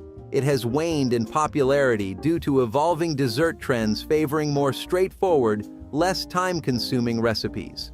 The assembly of Charlotte Russe, requiring meticulous layering and stabilization of the cream, can seem daunting compared to the ease of preparing more contemporary desserts. Additionally, the shift towards lighter, fruit-forward, and less processed desserts has made the traditionally rich Charlotte Russe less appealing. However, its historical significance and potential for modern adaptation, using fresher ingredients or simplified techniques, offer avenues for reintroducing Charlotte Russe to those seeking a blend of culinary tradition and contemporary taste. Bourbon balls always sat quietly in a tin tucked toward the back of the holiday table, waiting for the adults to give each other a knowing smile before lifting the lid. These were not for children. They were made from crushed cookies, powdered sugar, cocoa, chopped nuts, and just enough bourbon to warm the throat without overpowering the sweetness. Families loved them because they required no baking at all, just rolling, chilling, and hiding from curious hands. At Thanksgiving gatherings, they were shared like a secret, passed from adults to adults, each one a small burst of chocolate and holiday spirit. But as tastes changed and more homes embraced alcohol-free celebrations, bourbon balls drifted into the background. Some still make them at Christmas, but few remember they once appeared proudly at Thanksgiving too. Those who do recall the laughter, the soft clink of tins closing, and the rich flavor that signaled the start of the season. A tiny dessert with a big personality. Prune cake was once a beloved Christmas tradition that has fallen victim to unfair modern prejudices against this misunderstood dried fruit. The prunes were stewed until tender, then pureed and folded into a spiced batter that produced one of the moistest cakes imaginable. Cinnamon, nutmeg, allspice, and cloves perfumed the cake with the warm scent of the holiday season. The prunes gave the cake a deep, complex sweetness that was richer than sugar alone could provide, along with a dense, satisfying texture. Buttermilk caramel frosting was the traditional pairing, its burnt sugar notes echoing the caramelized flavors of the dried fruit. Grandmothers who grew up during the Depression knew prunes as nutritious, affordable, and delicious, not something to be embarrassed about. The cakes kept beautifully for days, actually improving as the flavors melded together. Today's bakers might rebrand it as dried plum cake, but those who remember the original know no renaming could improve upon perfection. Oatmeal raisin bars were the dessert you baked when you needed something that could stretch across a big family gathering and still leave everyone satisfied. They were soft and chewy, filled with oats, cinnamon, brown sugar, and handfuls of raisins that plumped up in the oven. The bars baked into thick, golden squares that smelled like comfort the moment you opened the oven door. Families made them because they were easy, reliable, and far kinder on the budget than pies or cakes that required more ingredients. Children loved them because they felt like getting dessert before dinner even started, and adults appreciated how they stayed fresh for days. These bars were the quiet workhorses of holiday baking, slipped into tins, stacked on plates, and offered to neighbors dropping by unexpectedly. But as holiday desserts grew fancier and more visually impressive, oatmeal raisin bars fell off the menu. They were too simple, too plain, too old-fashioned for the new era of glossy pastries. Still, anyone who bites into one today will taste the tenderness of a dessert that knew exactly what it was supposed to do: feed a crowd with warmth and ease. Red velvet cake emerged as a Christmas showstopper during the 1950s, its dramatic crimson layers making it perfect for holiday tables. The original color came from the reaction between cocoa and acidic buttermilk, producing a subtle reddish hue that bakers enhanced with beet juice or red food coloring. The texture was unlike any other cake: tender, fine-crumbed, and slightly tangy from the buttermilk and vinegar in the batter. Cream cheese frosting became the traditional accompaniment, its tang perfectly balancing the cake's subtle chocolate flavor. The Waldorf Astoria Hotel helped popularize the recipe, and soon home bakers everywhere were attempting their own versions. Slicing into a red velvet cake was always dramatic, the vivid red interior contrasting beautifully with white frosting. Mothers saved this cake for Christmas Day dinner, knowing its appearance alone would impress guests. The combination of chocolate, buttermilk, and cream cheese created something utterly distinctive that defined mid-century holiday elegance. Gingerbread with lemon sauce was the kind of Thanksgiving dessert that wrapped the room in warmth before the first bite was even taken. The gingerbread came out of the oven dark and fragrant, soft enough to spring back when touched, but sturdy enough to hold a drizzle of the glossy lemon sauce that bubbled on the stove. The sauce itself was tart, bright, and smooth, poured over each slice while still hot, so the edges soaked up the sweetness. Families loved the contrast: spice and citrus, heat and cool air drifting through a busy kitchen. It tasted like an older style of holiday, one built on simple ingredients and real time spent at the stove. As boxed mixes and canned toppings took over, fewer people bothered whisking a sauce by hand or baking gingerbread from scratch. But anyone who remembers this dessert can still recall the smell of spice rising with the steam and the way that golden sauce made a humble cake feel like something extraordinary. Orange slice cake transformed the humble candy into a holiday confection that sparkled with color and sweetness. Orange slice candies were chopped and folded into a rich batter along with dates, pecans, and coconut, creating a cake studded with jewel-like pieces. The candy melted slightly during baking, leaving chewy pockets of citrus flavor throughout the dense crumb. Bakers made this cake weeks before Christmas, knowing it improved with age as the flavors melded and the texture mellowed. The cake was often baked in tube pans and glazed with a mixture of orange juice and powdered sugar that soaked in and added another layer of citrus brightness. Some recipes called for soaking the cake in bourbon or rum, transforming it into something approaching fruitcake territory. Sliced thin, the cake revealed its hidden treasures, the orange pieces glowing against the golden crumb.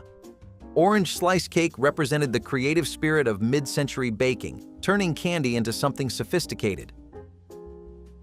Pineapple upside-down cake was once a mid-century marvel, the kind of dessert families made to feel modern and bright in the years after the 1940s. Its glossy pineapple rings, maraschino cherries, and caramelized brown sugar topping made it look like a celebration all by itself. At Thanksgiving, it cut through the heaviness of the meal with its sunny sweetness and soft crumb. Families loved it because it was beautiful without effort and impressive without complicated steps. But as tastes changed and holiday flavors leaned more heavily toward pumpkin and spice, this cheerful cake drifted out of the November rotation. It still appears at summer cookouts and potlucks, but rarely at Thanksgiving, where tradition now leans in other directions. Yet one forkful of warm pineapple upside-down cake can still brighten a winter evening, reminding everyone why it once held such pride of place. A dessert that brought a bit of light to the coldest season. Coconut cake reigned supreme as the most requested Christmas dessert across the American South, its snowy white layers and generous coating of fresh coconut making it look like winter itself. The cake required cracking and shredding fresh coconuts by hand, a task producing incomparably sweet, moist shreds, nothing like the dried packaged variety. 3 or 4 tender white layers were stacked with cooked 7-minute frosting that billowed like clouds. then covered completely with fresh coconut. The coconut had to be applied while frosting was still tacky, pressed gently into every surface until the cake resembled a snowball. Some bakers poked holes in layers and drizzled fresh coconut milk over them for extra moisture. The finished cake was displayed on the most elegant cake stand the household owned, often on a silver pedestal reserved only for Christmas. Children would sneak pinches of sweet coconut from the sides when adults were not looking. Today's coconut cakes rarely approach this level of devotion. Molasses cookies used to fill holiday tins long before chocolate chip cookies took over the world. Soft, spiced, and deeply fragrant, they were made with molasses, ginger, cinnamon, and cloves. Flavors that tasted like winter settling in. Children dipped them in milk. Adults paired them with coffee, and everyone appreciated how long they stayed fresh.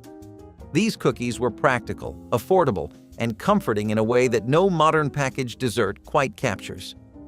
They appeared at bake sales, church socials, and Thanksgiving dinners as symbols of warmth and tradition. But when chocolate became the star of American desserts and holiday baking turned toward richer treats, molasses cookies faded quietly from the spotlight. Still, their flavor is unmatched. Simple, homey, and gently sweet. A cookie that tastes like memory. Divinity cake took its name from the heavenly candy that inspired its frosting, a confection so temperamental that Southern bakers joked it required divine intervention to succeed. The cake layers were typically white or yellow butter cake, simple and sturdy enough to support the elaborate frosting that made this dessert famous. Divinity frosting was made by cooking sugar syrup to precise temperature, then beating it into stiff egg whites until it transformed into billowy, cloud-like peaks. The frosting was impossibly light, yet held its shape, tasting of pure sweetness with a texture that dissolved on the tongue. Humidity was the enemy, and experienced bakers refused to attempt divinity on rainy days. The finished cake looked like it was topped with fresh snowdrifts, making it a natural choice for Christmas tables. Pecans were often pressed into the frosting, adding crunch and earthiness to the sweet topping. Making divinity cake successfully was a badge of honor among Southern bakers, proof of skill and patience. Coconut custard pie was the quiet heartbeat of Southern holiday tables, a dessert that won people over without needing decoration or fuss. It came from the simplest ingredients: eggs, milk, sugar, shredded coconut, and vanilla. As it baked, the custard settled low while the coconut rose and turned golden, creating a pie that tasted warm and familiar. Families loved it because it brought sunshine to a cold season and reminded them of childhood afternoons. It showed up at potlucks and Thanksgiving dinners long before more elaborate desserts became popular. Older cooks trusted it because it never failed, even in lean years.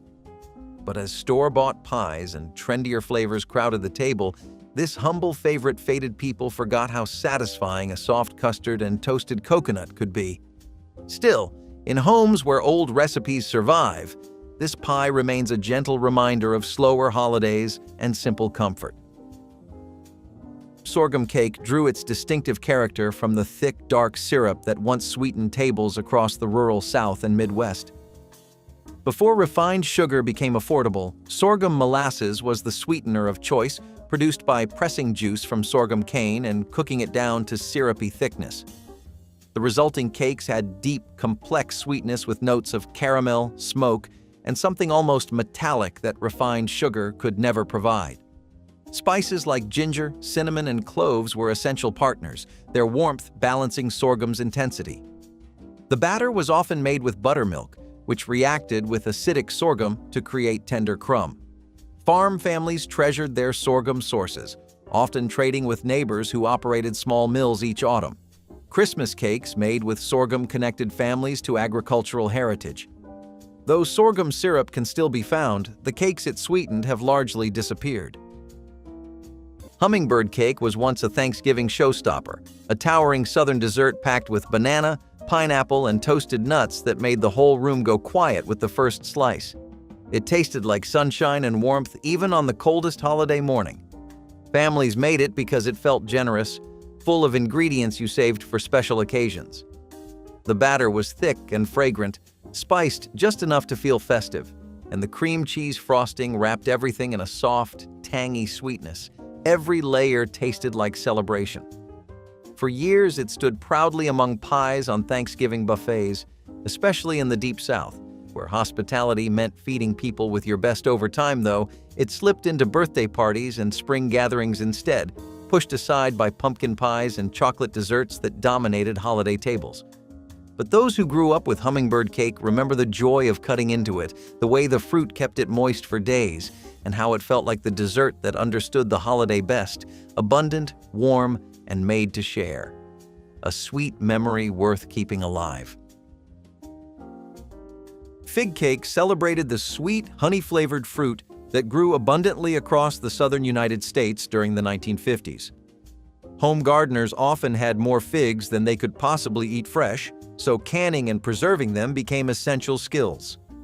Fig preserves were folded into spiced cake batter, creating a moist, dense cake with pockets of fruit throughout.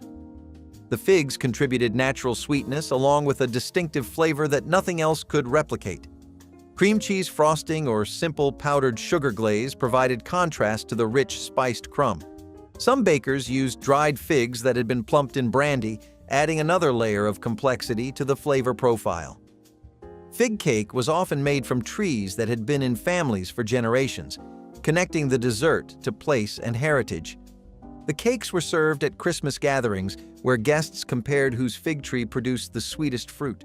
Today, fresh figs are expensive and scarce, making this once common cake a rare treasure. Grape hull pie was a hidden southern treasure, made from muscadine grapes that grew thick on backyard vines and roadside fences.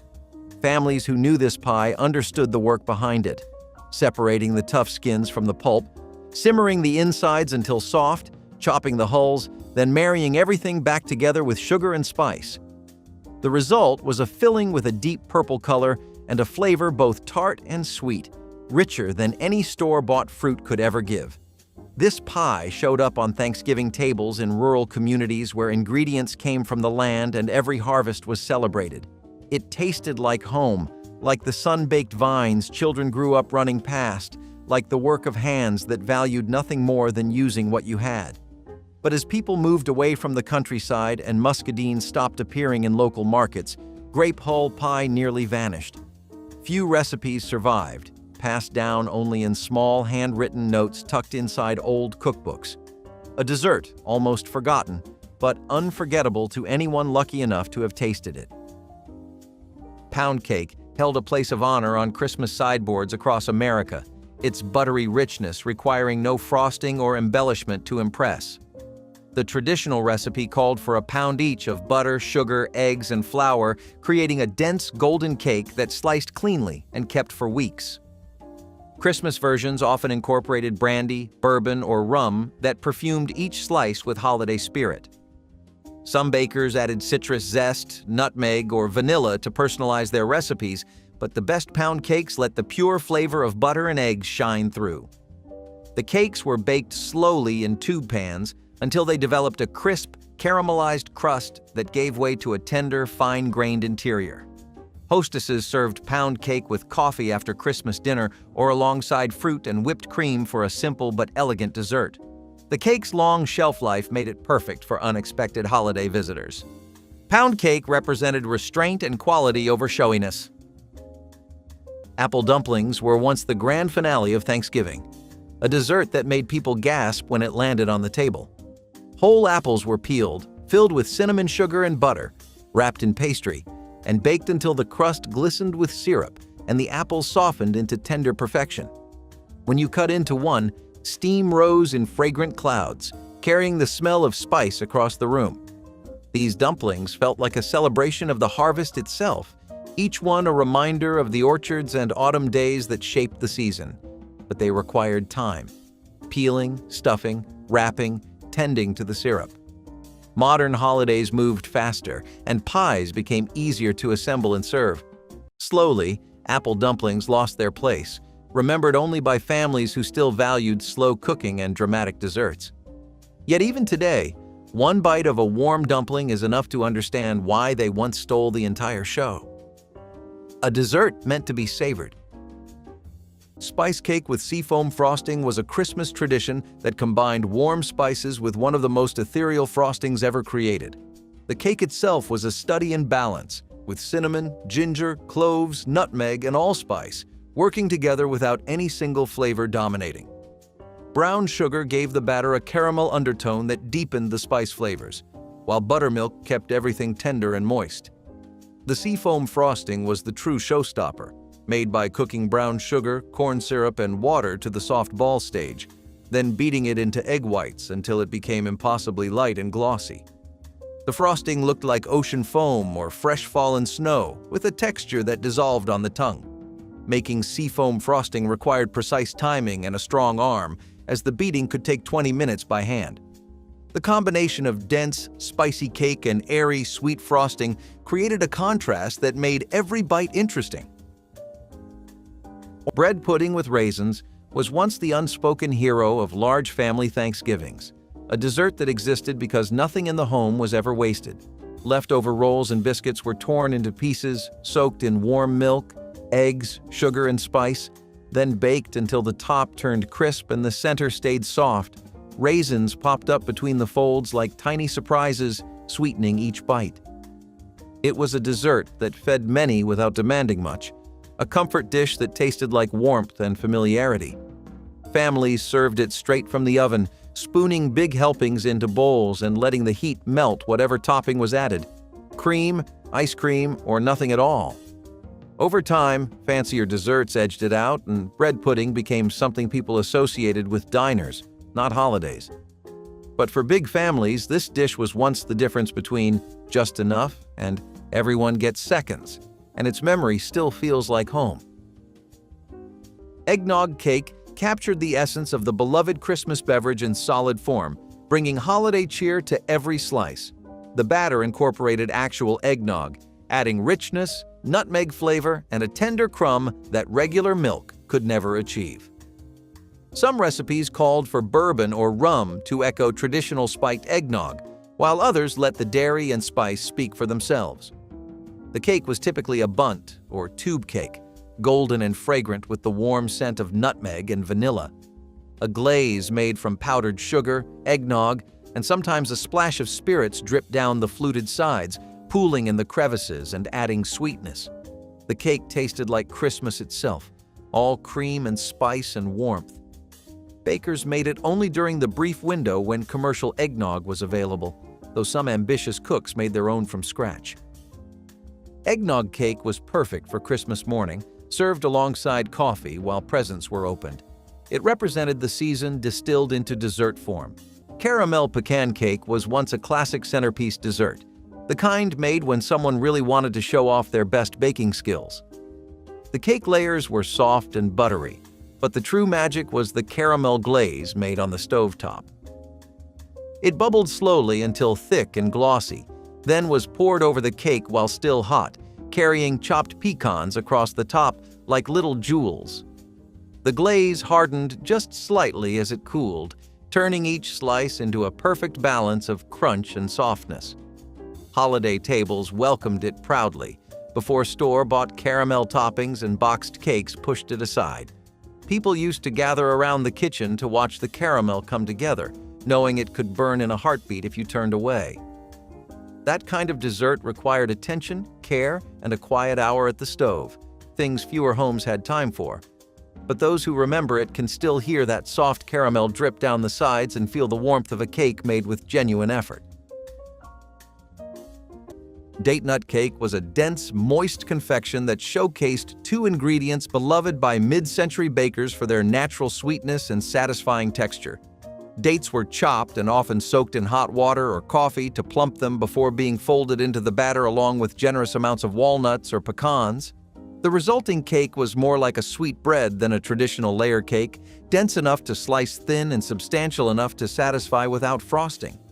Some recipes called for a simple glaze or a cream cheese frosting, but many bakers left the cake plain, letting the concentrated sweetness of the dates speak for itself. The cake improved with age, the flavors melding and deepening over several days of storage. Date nut cake was perfect for Christmas because it could be made well in advance and kept beautifully. Hostesses served thin slices with coffee or tea. Knowing a little went a long way. The cake represented the practical elegance of mid-century entertaining. Meringue-topped banana pudding was the special occasion version of a Southern staple, saved for holidays when families wanted something a little grander. The pudding itself was the familiar mixture of bananas, vanilla wafers, and creamy custard, but the meringue transformed it. Beaten until glossy and piled high, it baked into delicate peaks that turned golden under the oven's heat. When brought to the table, it looked almost too pretty to touch, a cloud of sweetness covering a dessert everyone already loved. For decades, this version appeared at Thanksgiving gatherings, offering a soft and comforting sweetness after heavy meals. But as whipped topping replaced homemade meringue and instant pudding became the norm, this beautiful holiday version slipped away. It required patience, a steady hand, and the confidence not to over-whip the egg whites, skills many home cooks stopped practicing. Still, for those who grew up with it, one look at those browned peaks can bring back a whole lifetime of holidays. Mahogany cake earned its name from the rich, dark color produced by combining chocolate and spices in a single batter. Unlike pure chocolate cakes, mahogany cake included warming spices like cinnamon, cloves, and sometimes coffee that gave it remarkable depth. The chocolate was typically cocoa powder rather than melted chocolate, creating a lighter texture that let the spices shine through. Brown sugar and molasses contributed to both the color and the distinctive flavor, adding caramel undertones that made each bite interesting. The cake was often frosted with chocolate or mocha buttercream, or sometimes a simple chocolate glaze that enhanced its glossy appearance. Mahogany cake represented the sophisticated side of 1950s holiday baking, a dessert for adults who appreciated nuance over simple sweetness. The combination of chocolate and spice was unusual enough to spark conversation at gatherings. Today, this cake has been largely forgotten, replaced by simpler chocolate recipes that lack its distinctive character. Carrot pudding with hard sauce was a humble dessert rooted in rural homes long before pumpkin spice became the official flavor of fall. Grated carrots gave it sweetness and moisture, while the batter steamed slowly into a soft, comforting pudding with warm spices and a rustic texture. What brought it to life was the hard sauce, a mixture of butter, sugar, and sometimes a bit of brandy, beaten until smooth and spooned over the warm pudding so it melted into every crevice. Families made it because it used simple pantry ingredients and fed many without fuss. It tasted like kindness, the sort of dessert you made when money was tight, but the holiday still deserved sweetness.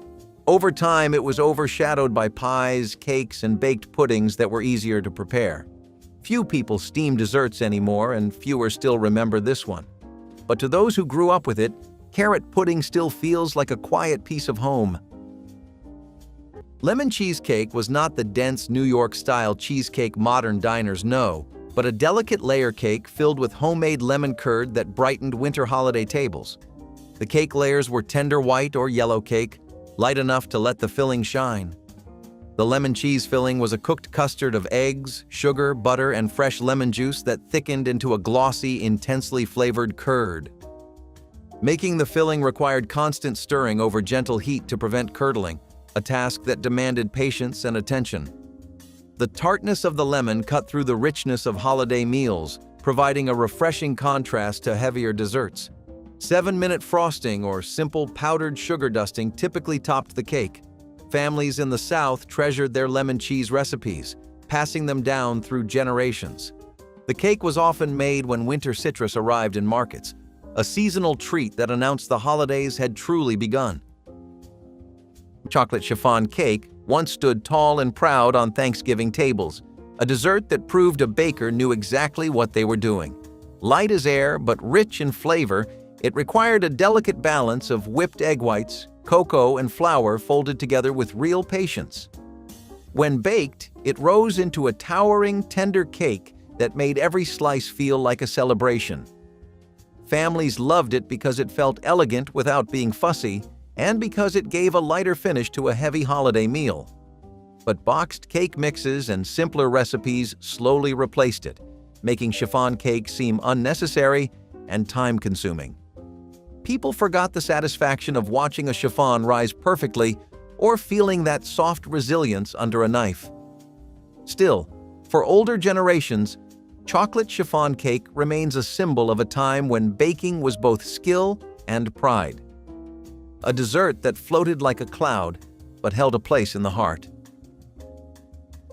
Peppermint cake captured the essence of Christmas candy in cake form, its pink and white layers evoking candy canes and holiday cheer. The cake was typically white layer cake flavored with peppermint extract, sometimes tinted pale pink for visual appeal. Crushed peppermint candies were folded into the batter or pressed onto the frosting, providing both flavor and festive crunch. The frosting was usually white buttercream or 7-minute frosting, also flavored with peppermint and decorated with additional crushed candy. The combination of cool mint and sweet cake was refreshing after heavy holiday meals. Children especially loved peppermint cake, associating it with candy canes and Christmas morning excitement. The cake was visually striking, its pink and white layers revealed when sliced, making it a centerpiece dessert. Bakers had to work quickly when applying crushed candy, as humidity could make the pieces sticky. Peppermint cake represented the playful, joyful side of holiday baking. Plum pudding was a true old-world holdover, a dessert that lingered on some tables long after most American families moved on. Dense, dark, and deeply spiced, it was made from dried fruits soaked for days, steamed slowly, and served with a sauce rich enough to make the long wait worthwhile. To many families in the 1960s and 1970s, plum pudding tasted like heritage, a link to ancestors who carried their traditions across oceans. It was not a quick dessert, nor an easy one, and that was part of its charm. Holidays were slower then, and a dessert that took hours to steam felt like a fitting reward at the end of a long day. But modern kitchens lost the tools, time, and patience for steaming puddings, and the dessert quietly disappeared. Those who remember it recall the warm spice, the dense texture, and the sense of continuity it brought to the table. A reminder that holidays once held space for recipes older than memory. Chess cake transformed the beloved Southern pie into layer cake form, bringing that distinctive custard-like sweetness to a new format. The cake layers were dense and buttery, almost like pound cake, providing a sturdy base for the rich filling and frosting. The chess filling or frosting replicated the pie's signature flavor, made from butter, sugar, eggs, and a touch of cornmeal that gave it slight texture. Some recipes added vanilla, lemon juice, or even vinegar to balance the sweetness. The result was intensely sweet but not cloying, with a richness that satisfied even the most serious sweet tooth. Chess cake was particularly popular in Kentucky and Tennessee, where chess pie had long been a regional specialty. The cake version allowed hostesses to serve the beloved flavor at gatherings where pie would have been impractical. Making chess cake required understanding how to balance sweetness with just enough acid and salt to keep it interesting. Which forgotten dessert deserves a place back on your table? Share your sweetest memories in the comments below, hit that like button and subscribe so you never miss more delicious trips through America's past.